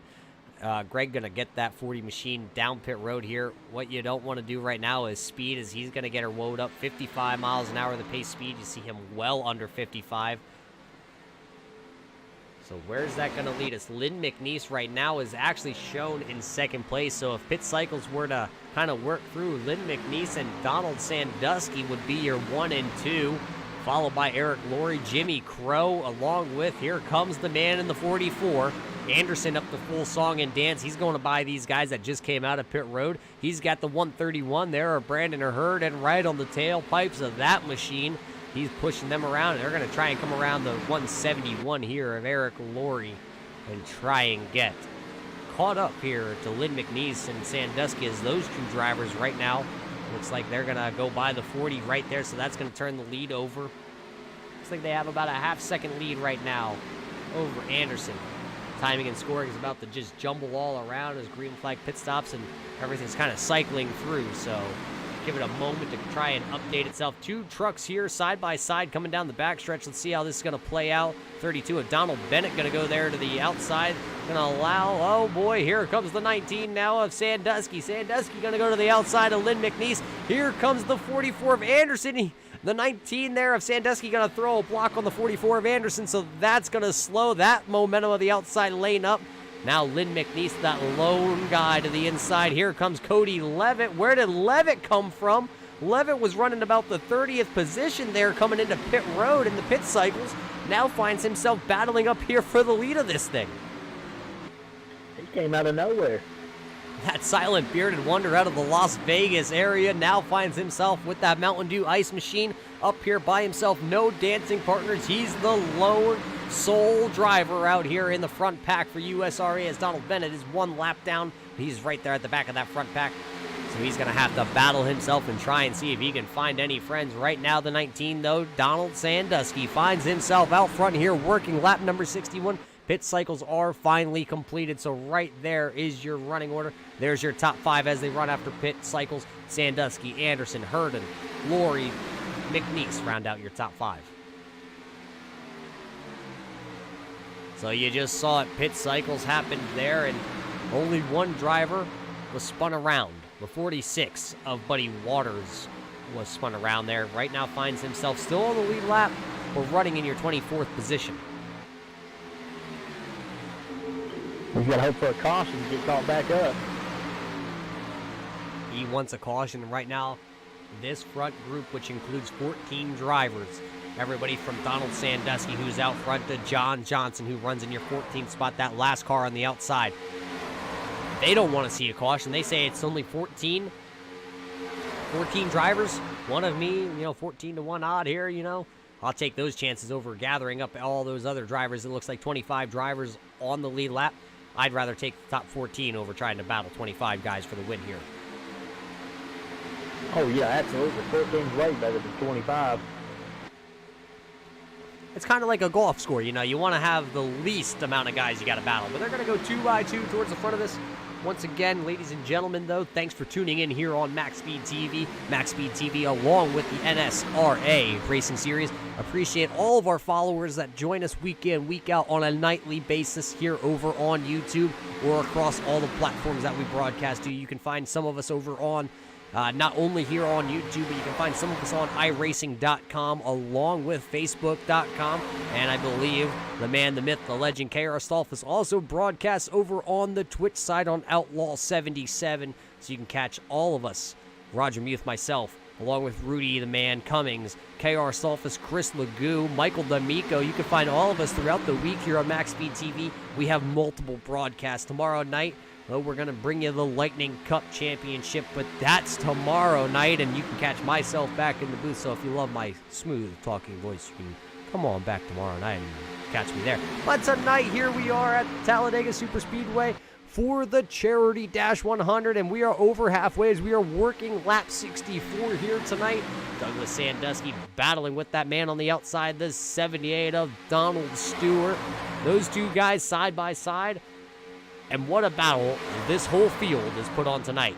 41 drivers have taken the green flag, and it looks like we still have a couple other guys have retired here, but it still looks like we have possibly 32, 33 drivers still out here turning laps tonight. So, a couple early cautions, but great racing all around. Yeah, I'm actually really surprised with how good these guys have kept it green right here. We've got 40 cars starting to fill trucks. That's a lot of trucks starting. Absolutely, right here at the front of this one. Remember, there is 14 drivers here in the front.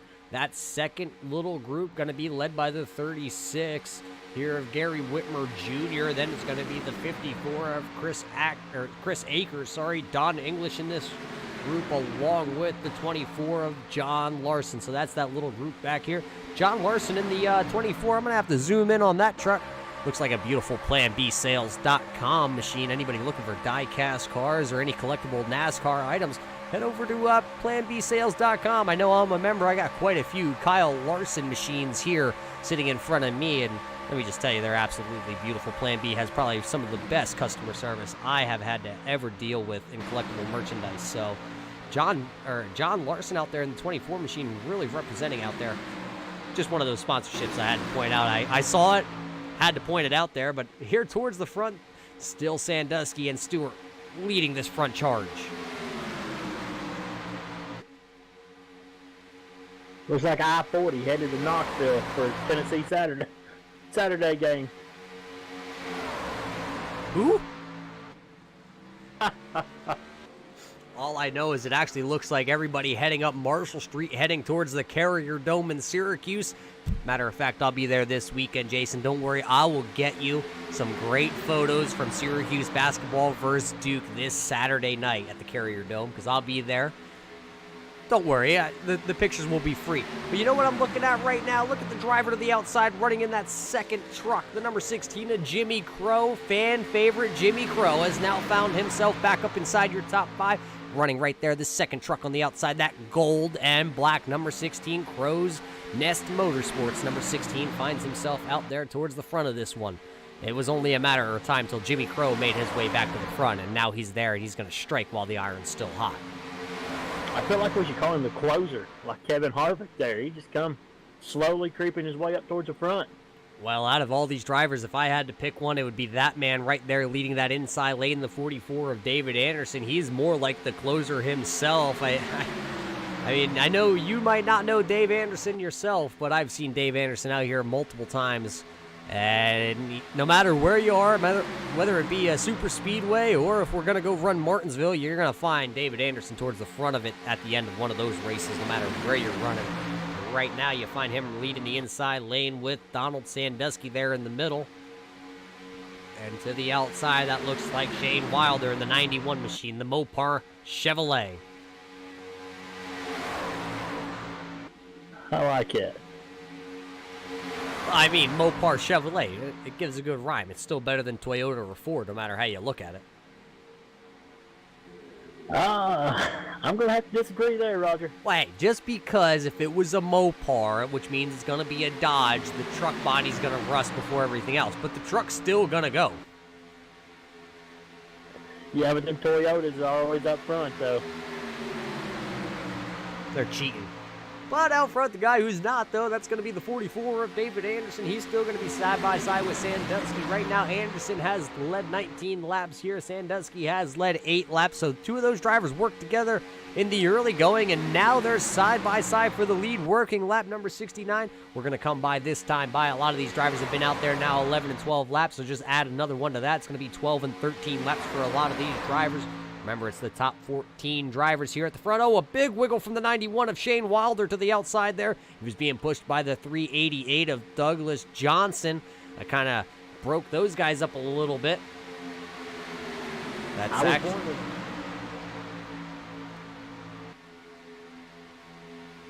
Well, that's going to kind of check up Wilder, Johnson, and Johnson along with... Johnson and Johnson. Gary Whitmer, I was going to say, is kind of right there also, but he's back here leading the charge for the second pack. They are 7.2 seconds behind that lead pack, but they got a pack here of 6 cars, a little bit of a train, if you will, trying to run down the front pack. They got 7.3 seconds, though, to try and work their way back up front, but the guy up front that does not want them to run them down, David Anderson, coming to complete lap number 70. Anderson got that 44 machine wound up on the inside, trying to take the short lane around here, seeing if he can come by this time and lead lap number 21 for the 44 truck. The intensity should start picking up soon, Roger. Well, you talk about, picking up.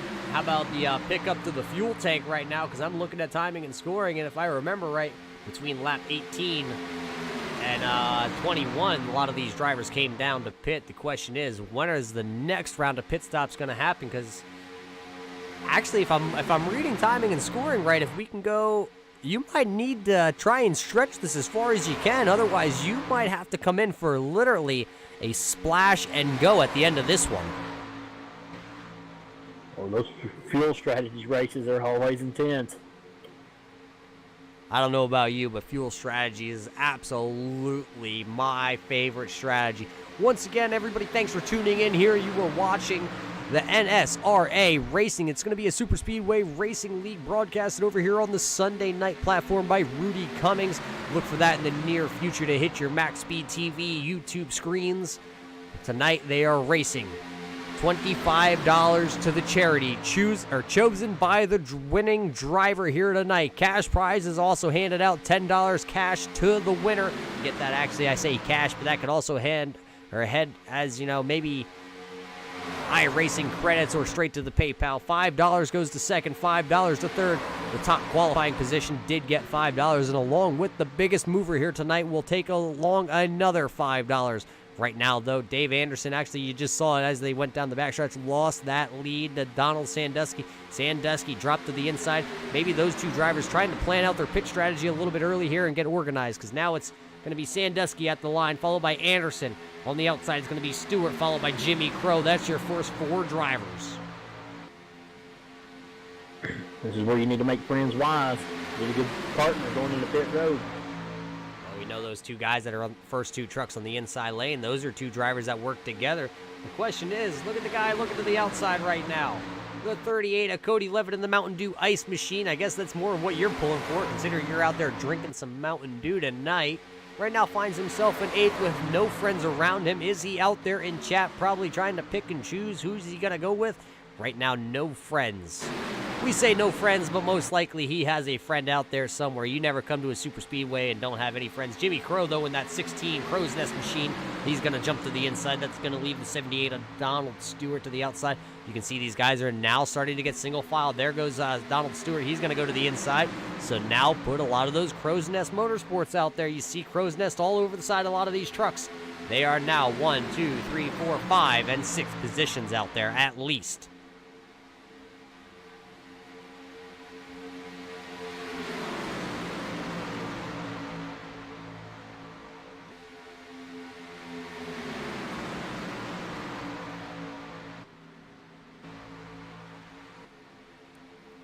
Well, this time by, it looks like they're single file, but nobody's going to peel off here in your front pack.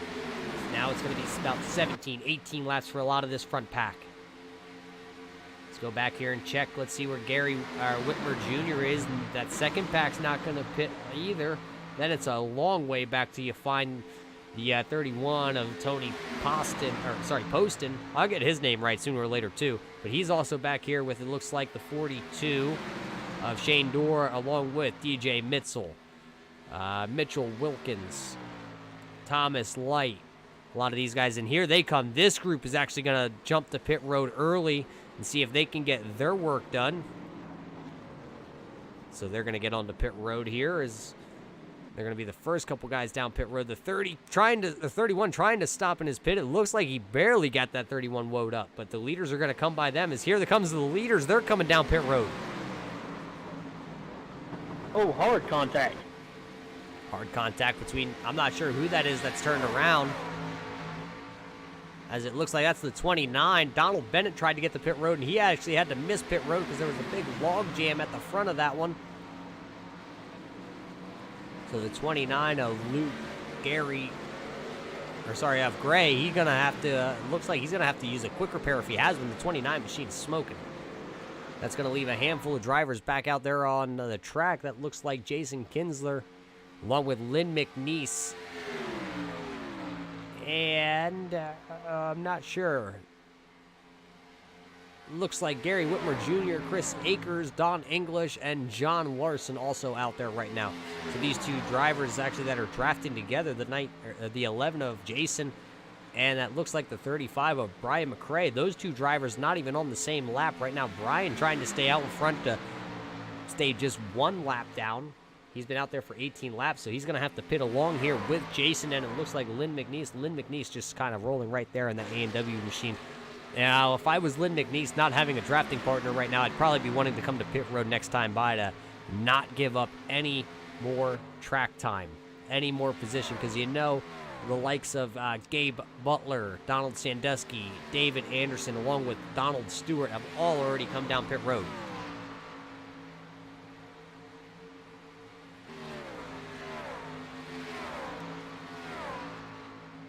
And here you see the number 11 off the banking. He's going to bring it to pit road. Lynn McNeese also going to come along with him. The 35 also of Brian McRae going to bring that machine down pit road. So that's going to, and here comes the rest of the field along with those drivers who did not come down to pit road. Now that's going to turn it over to Donald Sandusky, David Anderson, and it looks like Donald Stewart, a 3-car breakaway. I love those pit strategies. See a bunch of strategy playing out here in the late going. 3-car breakaway. And once they come back around, they should leapfrog everybody who's in pit road right now. As these 3 drivers, they have the advantage right now. I'm going to have to wait till timing and scoring kind of shuffles through, but I think they have about a 3-second lead over the next group of cars that's going to be with them. There you see the 14 going, or Charles Johnson going to go another lap down. Right now finds himself 2 laps down. 3-car truck away there. So right there you see them go around the number 11 of Jason, who did come into pit road as the leader. He's going to get kind of just flown by. He's not even going to have a chance to attach onto that draft, as now it's just that 3-car breakaway like we said. Give it about another lap and a half here, and we'll be able to get you the exact timing and scoring that's going on here. Right now, though, we can show you that those 3 drivers out front, Sandusky, Anderson, Stewart, finds themselves 1, 2, 3 right now. That we can tell you for sure.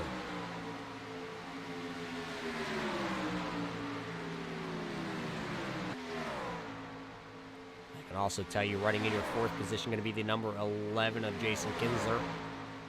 Lynn McNeese finds himself running 5th right now. No draft partner still for Lynn McNeese, because here comes the pack behind him, and they are about 10 miles an hour faster. That's going to be the 91 of Shane Wilder, pushed by the 38 of Cody Levitt. And those 2 drivers are coming up real quick on Lynn McNeese. They're going to swallow him up, probably coming off turn 4. And then they kind of got a big, I say a big pack, but that's the biggest pack we have right now on track. There's about 5 cars behind them. That's John Johnson, Brandon Harden, Douglas Johnson, Don English, along with that Reese's truck, the 54 of Chris Akers. I love Reese's. Well, let's go back out front here. It may be a 3-car breakaway, 3-car train. The question is now, with 20 laps to go, how much fuel do these guys put in the truck? How much fuel do they need? You and I, we just seen 18 laps last time by for those guys on fuel. Right now they're working 5 laps on that the pit stent. So I mean, I'm running the numbers in my head here, Jason, and they're just not adding up. They are not going to have enough fuel to make this one. No, I would probably cut this in half right here. Kind of pit maybe like 10 to go. Now the question is, though, if you throw those trucks down pit road and a yellow comes out, then what? Well, I guess you get the all-lasers next week. Well, there is no next week. These guys are out here racing for their charity tonight. $25 is going to go to the winner's charity of choice. $10 to the winner. $5 for second. $5 for third place. Right now, the guys who want to go right now to victory lane, Donald Sandusky, who finds himself out front. David Anderson there in second, along with Donald Stewart. 3 Ds at the front of the field, and they are just pulling away. They got a 5-second lead over Jason Kinzer right now, who finds himself in 4th there with a bunch of lap down cars as his drafting partners. And then you got to go a whole nother 4 seconds back here to Don English, along with John Johnson, Hardin back here, Johnson, Akers, Levitt. These guys all battling it out back here. That's the 7th to 12th position. Actually, that's 7th to 13th position on the running order right now.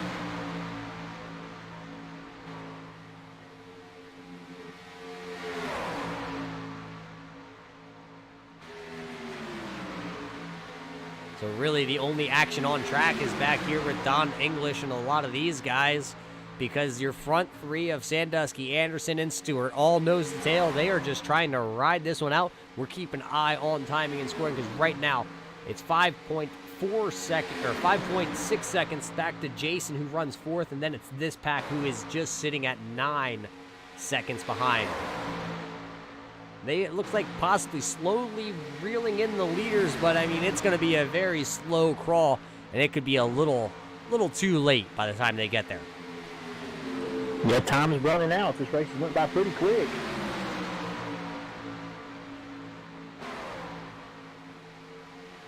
Well, once again, we're going to step away. We're going to catch our breath here. We're going to go to our speed cam and watch these guys just run 2 by 2 here in the closing laps for the Charity Dash 100 over here on MaxSpeedTV. Presented, though, by the NSRA Racing League.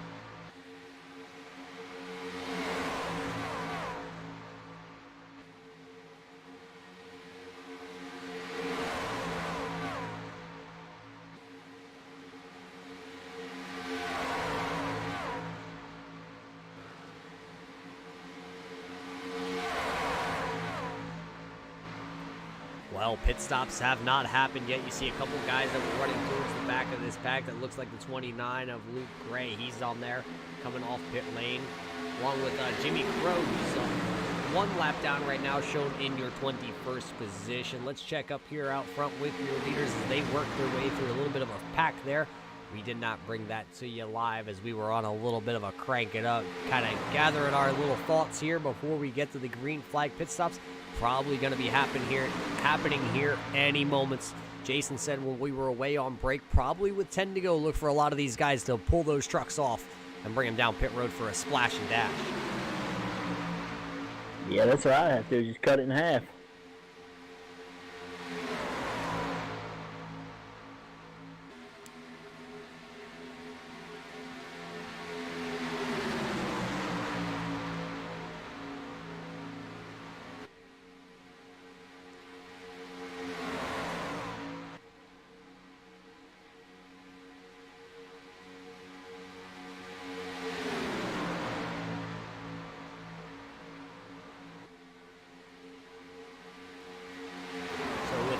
14 to go. Is it this time by when the leaders are going to bring it to pit road? They're going to keep on singing full song and dance. Let's check back towards the back here. This is your second pack coming off turn number 4. They've closed about a second up to the leaders. Just not quite there just yet. I'm still surprised a couple of these guys are side by side back here in that second pack. I'm surprised I didn't see him go single filed out to try and really get the momentum push back to the front. See a big wiggle there out of the, I think that was possibly the 0-2 there. That's the 0-2 of David Overstreet. Actually, he's mixed in here with that group. He's running right now actually 22nd, 2 laps down. So unfortunate night here for David Overstreet. We know he's a good plate racer. Just kind of found himself wrong place, wrong time. He's here trying to help out a couple of his buddies. Looks like they're coming down pit road now, Roger. Here comes your top 2. Actually, I don't think Donald Sandusky not coming down pit road. Here comes Stewart along with Anderson, and then, Cody Levitt's around towards the back of this field. Cody Levitt is sideways coming into pit road. He locks her down. He's going to have to back up that 38 machine. He's going to get her pointed in the right direction, but he's going to lose a lot of time coming onto pit road. Anderson, though, hitting his pit box. He is away, only spending 5 seconds in his pit box. Let's see how long Donald Stewart spends on pit road. 5.9 for driver 78. So those 2 drivers going to come out nose to tail. Who's going to... Oh, no! Oh, no! Oh, no. Not Overstreet. Stewart and Anderson making contact. Anderson around. Now the caution is going to come out. Wow.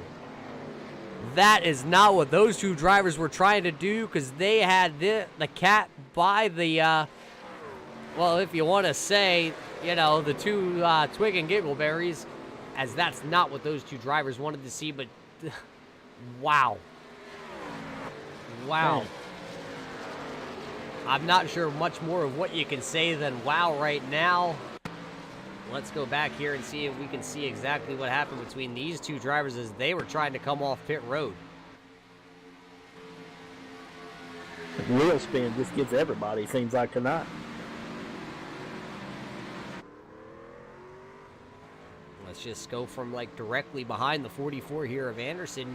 See him in the 78 coming out side by side. Donald Stewart just kind of lost it coming off pit road. Not sure if he let's just back it up here and see if we can go. That's not exactly who we wanted. Let's go on board with Anderson here. Let's see if we can hear it. You heard it, just wheel spin, and the truck went dead right, and unfortunately Anderson was there, and that's going to take possibly both those drivers out of contention. And Jason, I'm looking at timing and scoring.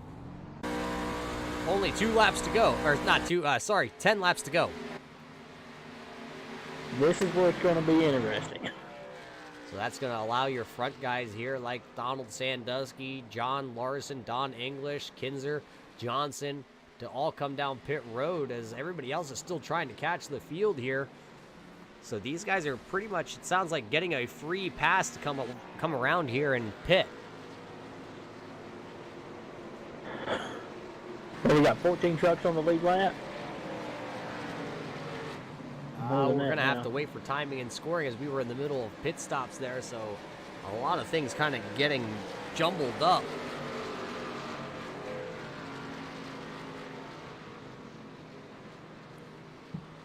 So we're going to have to wait till everything cycles through before we can give you an actual reading of what's going on here.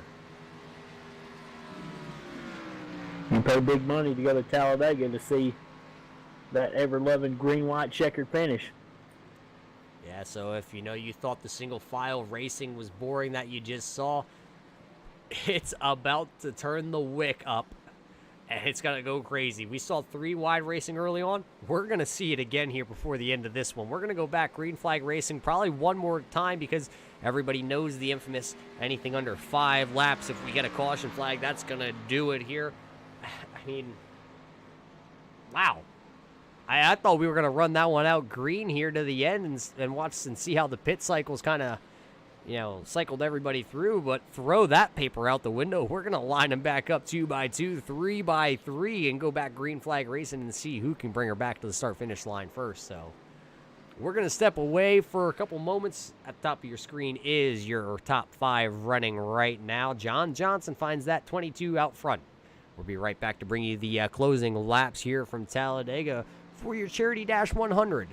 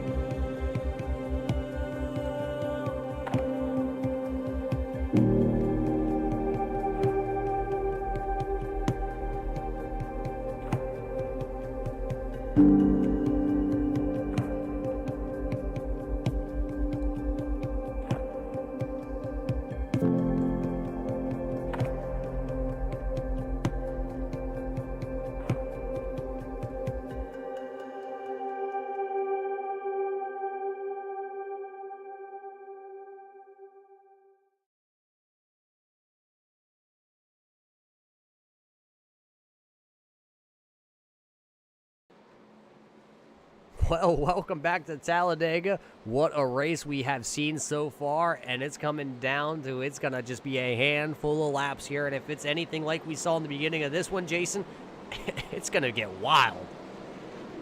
I'm waiting for that third outside line to just come in anytime. Well, right now it looks like through timing and scoring, we got 19 cars on the lead lap. John Johnson finds himself out front.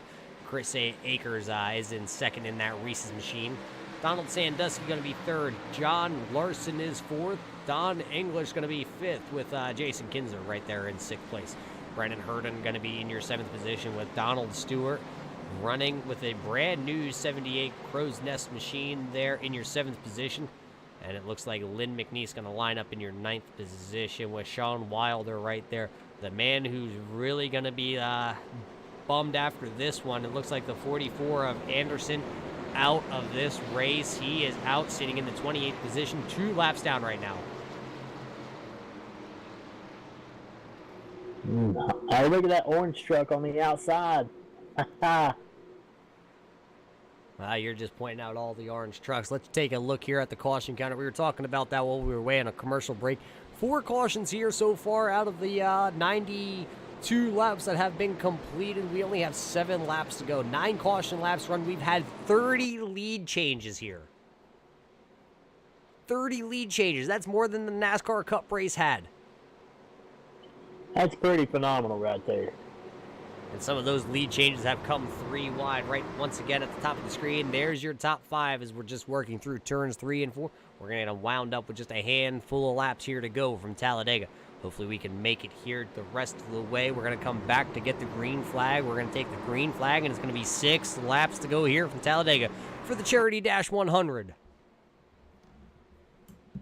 Well, it looks like that pace car's about to duck off. Let's pull the belts tight. Let's wind them up one more time here, boys. Let's go green to the end and let her hang loose. I had to adjust my chair. Things I think are about to get wild. I'm at the very edge of mine.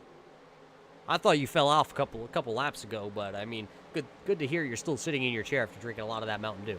Well, 2 by 2 at the front here. Johnson and Akers waiting on the green flag, and there it is. We're going to go back green flag racing once again here from Talladega. 7 laps to go. Now it's going to be 6 laps to go. All or nothing. 2 by 2 right now at the front of it. Kind of seems a little bit calm, but the outside lane there, I thought I saw 3 wide towards the back of this one. As Lynn McNeese going to take that 84 machine. He's going to look to go 3 wide. He had no dancing partners, so he's going to have to duck it back in there as they work down the backstretch once again. All or nothing. Lynn McNeese knows it at this point, but right now he finds himself on the outside lane. No help. Let's go back out front here because that's where the battle's going to come. John Johnson to the inside. Looks like Chris Akers is going to be on the outside right now. Who do you have? Do you got the 22 to the inside, the 54 to the outside? Or do you got somebody who's going to come storming up through the field? I look for Levitt to take that outside line anytime. He goes to the outside line. The question is, who's going to go with him? You got 2 packs pretty much forming. 5 laps to go this time. If an unfortunate caution comes out now, we're going to end it. We're going to have to go home here under yellow. That's not what you want to see is the 22 of Johnson and the 19 of Sandusky really pushing it hard there on the inside lane. See a lot of 3 wide battling towards the back of this one, but we're going to stay right here towards the front as they are 3 wide back here. Shane Wilder to the inside now here, trying to put Jason Kinsler to the outside. Cody Levitt had to check up a little bit. He's going to have to dive back to the inside, but there goes Sandusky. He's going to jump to the outside in front of Chris Akers in the 54. They're going to get nose to tail. They're going to go wiggly wobbly. That's going to shuffle the 24 there of John Larson now to the outside. Cody Levitt sees the guy to the outside, so he thought for a moment he was going to go to the outside there and try and, oh, their contact. 54 to the inside. 54 and 22. Oh, John Johnson back up into the track. John Johnson and Chris Akers getting together and bringing out a yellow here. That's going to do it here from Talladega. The field is going to be locked. It looks like the 91 of Shane Wilder out front right now. Let's go back, though, and check out and see what happened here between John Johnson and Chris Akers as they battled inside your top 5. Unfortunate way to end things as you see those drivers right there. They were battling for the second. Oh, it looks like a little bump from Wilder. Gets the 54 to the inside. John Johnson getting collected, and Johnson had nowhere to go. You saw him. He had the wheel cranked all the way to the left. There was nothing John Johnson was going to do. He was along for the ride. He had the wheel cranked to the left, but with all the momentum of that truck, it had him pointed dead right back up into the track. Unfortunate for John Johnson and Chris Akers. A bump from the 91 of Shane Wilder. Let's go back again. Let's just check it out here. Let's go over top here from the blimp view.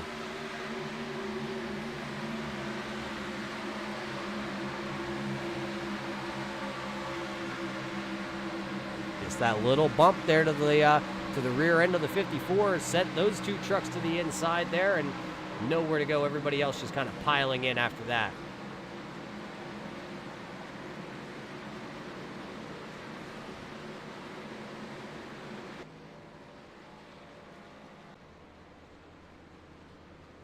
So right now, timing and scoring showing the 19 of Donald Sandusky as right now your leader, Shane Wilder, there in second place with Kinsler there in your 3rd position. Don English is 4th with John Larson running 5th. Cody Levitt, actually it looks like possibly it's going to be the 131 of Brandon Herden along with Cody Levitt running 7th. Greg McLadden going to be 8th with Buddy Waters there coming back to run 9th with Gabe Butler running 10th timing and scoring still a little bit of a jumbled up mess, but we're going to let it come through here as we hit the start-finish line. We're going to get the 2 to go signal. Unfortunately, it doesn't look like, Jason, we're going to get this one back to green flag racing. Yeah, that's the thing about iRacing. It's kind of like a rain delay there, 5 to go.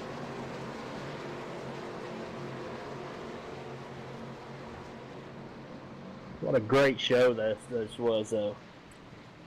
Yeah, if you were bored throughout any of this, I don't know what you were watching, because I know, Jason, you fell out of your chair at one point, and, well, it was just good racing. I mean, we saw some green flag pit stops. We saw a lot of 3-wide battling. It looks like the 31 here of Poston going to get his lap back. Unfortunately, going to be a little too late for driver 31, but he will be able to get his lap back. He'll come back around the field. He'll finish on the lead lap, but right now shown in your 19th position, so not the night he was looking for. But how about Sandusky? We saw him push the 44 of Anderson to the front on the high line. We saw him have a little bit of connection issues in the beginning of the race, and we saw him into the outside wall. And now he rebounds and looks like he's about to come away with the win here tonight. Hey, he kept the thing on all 4 wheels. That's all that counts, and get it to the finish. Looks like he's going to pick up that win. So just a lap and a half for driver 19, and he'll walk away with winning the NSRA Charity Dash 100 here over on MaxSpeedTV. A lot of these guys, like we said, multiple times here from the Crow's Nest organization here. The USRA is present here tonight, along with Redline Racing and the Pit Stall. A couple guys from Over the Top Paint and Designs were in this race here tonight, along with File for Grievance. I'm not sure if I actually saw any of them. I do see them listed here, though, on the entry list for tonight. 41 trucks took to the track here tonight, and it looks like we're going to walk away with just about 26 drivers still out here running. A couple of drivers have just pulled off since it was the yellow flag to the end of this one. See the 91 there. And while they're coming up and giving the 19 of Sandusky a little bit of a bump, and here comes the 11. Just a bunch of good old boys out here having fun tonight. Yeah, this kind of be where you don't want to have a Dale Earnhardt situation and something go wrong here on the pace lap. Well, yeah, hold up. You just said Dale Earnhardt. 20 minutes ago, you were rooting for Kyle Busch. You're all over the place. I can't handle this. I was a Jeff Gordon fan in there, too. Oh, my. And now he throws the Jeff Gordon pun along with it. Oh, boy. Somebody help me. Vols Nation is out of control here in the booth. I just like good drivers. Good drivers. One day you'll learn who's a good driver, and he has a 42 on his car on Sundays, and that's going to be Kyle Larson.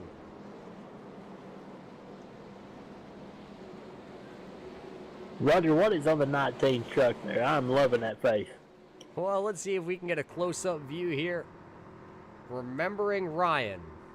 Well, once we get to victory lane here with driver 19, we're going to have to find out what Remembering Ryan is. I like it. Memorial stuff. I love it. But there's going to be your winner's truck, number 19, as long as he does not drop connection or something. Coming home in your second position will be right there, the Mopar SRT Chevrolet, the 91 of Shane Wilder. Jason Kinzer going to come home in that Save 22. The Mission 22 machine back here, he's going to come home in your third position.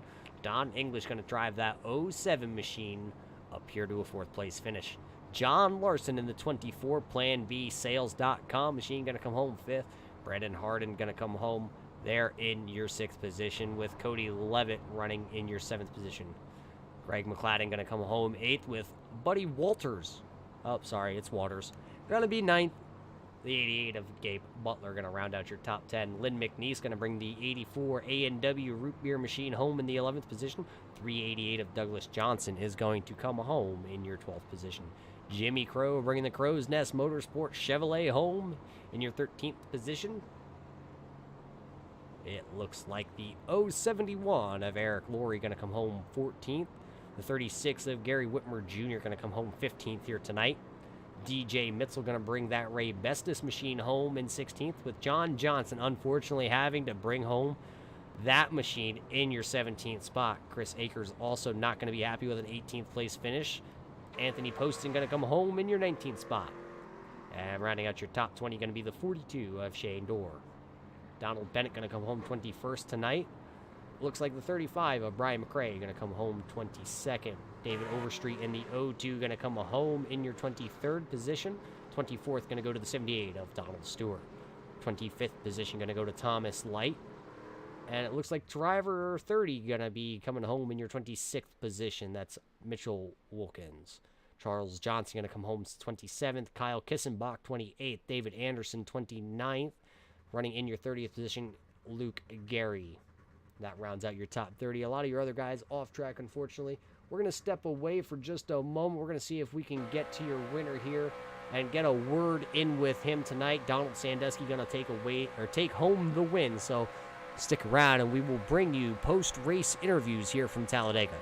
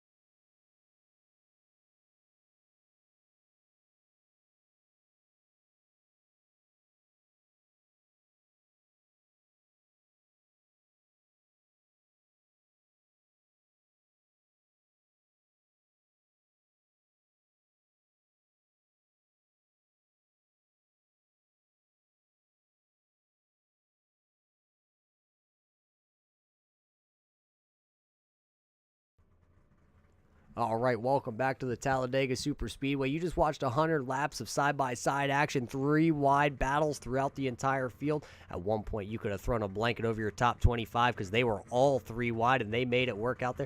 Excellent driving out there, but I believe, Jason, you've caught up with your third-place runner here tonight. Yeah, I have. I'm down here with Jason Kinzer. Jason, you started 33rd, it looks like, and you made it up to 3rd, man. How did that work out for you? Well, it's a long race. We had a lot of pit stops and everything. Didn't really expect a couple of them cautions to come out like they did, but tried to bide our time and wait till the last minute, try to make a run for the front, and it played out like it needed to, man. Luckily, come across the line 3rd. It had to get dicey there, going 3 wide, you know, and that top side looked like it was coming around, but then the bottom and the middle was there too. What was your favorite line to go with tonight? But it really looked like the top line really had the game plan. As long as they keep them temperatures down on the trucks, man. It's just once it got hot, you had to back out. But the top line was definitely a place to be. You guys put on a heck of a show. You got any sponsors? Anybody you want to thank for tonight? Yeah, man. Velocity Gaming Association, Mission 22, which is a great program and a wonderful charity. If anybody ever gets the opportunity, go to mission22.com. And Crow's Nest, man. Gotta always thank them. They always help out. It's a good group of guys. And gotta thank y'all for the broadcast, man. It was pretty amazing. Appreciate it. I'm a rookie at this, so hey, good job tonight. I'm gonna give it back up to Roger up in the booth. Hey, I appreciate it. Thank you very much. Well, I believe we also caught up with your second place finisher, Sean Wilder. Well, which one do you want to go by, driver 91? Yeah, that's Sean there, Roger. I appreciate it, bud. Well, Sean, sorry about that all race long. Bunch of jumping around here on timing and scoring, but you started all the way back in your 12th position. Only led one lap here tonight. It kind of just seemed like you were in the right place at the right time at the end of this one. Yeah, 10-4. Well, I tell you what, we had a great group of guys here. A lot of familiar names, guys you know you could run real close with. That's why you saw a lot of three-wide racing you did. We was able to get hooked up there on the top side and really move towards the front there. Yeah, it seemed like that outside lane was probably the place to be. Do you think that's where you needed to be towards the end of this one to make it to the one more position farther up here to win this one? I tell you, I was pretty happy coming up the middle after that last restart. I want to apologize to 54. I sure didn't mean to turn him there towards the end. I saw a hole open up, and, you know, it's time to go, less than 5 to go, so I wasn't lifting. Unfortunately, I just barely got his left rear there and turned him in down to one of my teammates. So, yeah, but I was really happy with that middle line. I was happy to see Donald Sadusky win it. He's a great racer, great guy, so congratulations to Donald. Yeah, Donald's going to walk away with being the victor here tonight, but you walk away with second place ain't bad, my friend. You're going to walk away with $5 yet here tonight because second and third place, both respectively, going to walk away $5, $10 cash to the winner plus $25 to the choosing of his charity here tonight. So is there anybody that you need to thank, give shout-outs that help you with that 91 machine week in and week out? Well, I want to give a shout-out to the Crow's Nest. I want to give a shout-out to the pit stall. I want to say thanks to MaxSpeedTV for putting on the broadcast like you guys do. You're an A-class operation the way you guys do your broadcasts. I want to give a shout-out to my dad, who is, unfortunately, he's fighting cancer at the moment, but he loves watching these races. It really gives him a big pickup. So love you, Dad. Hang in there, and thanks for watching. Well, there you heard it from driver 91. Big shout out to Mr. Wilder, who's out there, because your son brought it home tonight. The 91 machine going to come away with a second place finish, $5 richer to probably most likely put back into here to iRacing. But I also have caught up with driver of the 19 machine. He's going to take that number 19. He's going to drive it all the way to victory lane. Started back there in your 16th position, Donald. How did you work your way through the field? What'd you think of the show, guys? Well, what did we think of the show? We know it was something exciting, something special from the drop of the green. And what did you think out there as you were behind the wheel? Yeah, it was awesome, man. But I started, and I just worked my way up. But then I seen David Anderson on the outside. So I just went right with him, and I just pushed him out, and then I blinked out. So a couple of laps were going 3 wide. And blinked out, got damaged, went in pit, but I missed my pit stall. I came back out, I'm going to go back in, and the caution came out. So that actually helped me out, so that put me back in square one. And then I worked my way up again from, I think, 28th. Yeah, it took you a little while, though, to work your way back towards the front of this one. It looked like, though, you were going to be the odd man out, because it looked like the 44 and the 78 came down pit road a lap before you and kind of left you hanging out there to dry. Did you think at that point it was going to be all over for you? Yeah, I thought David and Donald Stewart were going to stay with me, and then David went in first, and then Donald would hesitate, and Stewart would hesitate, and then I seen him going in, and Kyle Kisselbach was with me. He's one of my teammates, and he was a lap down. He stayed with me. Yeah, but you were able to rebound there when those two actually came off pit road. They hit each other, and that through the yellow was an unfortunate ending. Well, ending to both those drivers' night. It kind of helped you as you were able to come down pit road under yellow then. But tell us about those closing laps there side by side with all those drivers towards the front of this one. It was awesome. I thought Sean was going to get me there at the end if that caution didn't get out. I think he would have had that. I thought he would have had that run, and I thought he had it, but And the caution came out, and I just barely got him. But it was close. It was hard racing. But that top line, the third line was the fastest, I think. Yeah, it seemed like the third lane was the place to be tonight. We saw you pushing Anderson to the front. Unfortunately, Anderson not going to have the finish he wanted tonight. The top of your results are scrolling across the top of the screen here. Donald Sandusky, though, going to walk away here. Donald, I believe if I'm reading it right, $25 going to go to the choice of your charity here tonight. What are you most likely going to be sending that $25 to? Or Shriners Children's Hospital. We got one more question for you here. We see Remembering Ryan on the side of this number 19 machine. Would you like to tell everybody about Remembering Ryan?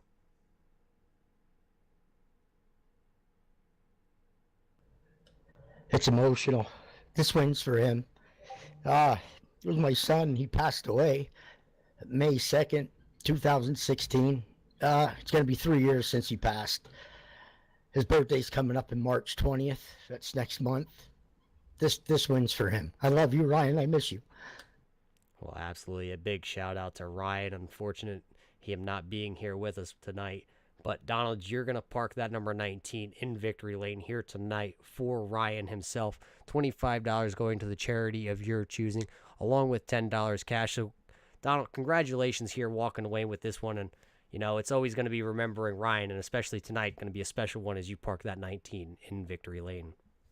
Oh yeah, him and I worked well together, and you know we taught each other. He was an iRacer too, and there's a lot of people that know him. And he was a great kid, man. I miss him. Well, absolutely. Well, Donald, is there anybody that you got to give shout outs that helped you out here tonight, or anybody that helps that number 19 machine compete week in, week out here on iRacing? Yeah, I'd like to thank Crow's Nest. Jimmy Crow and his family, they're awesome people. I got to know him real well, and he's a cool guy, man. And I'd like to thank my painter, John Hendricks, Overtops Paints and Designs. Gabe Butler, Eric, Lori, they're my teammates. And you guys definitely up in the booth, man. You guys did a hell of a job. I was watching it, and as I was racing. And you guys were spot on. Good job.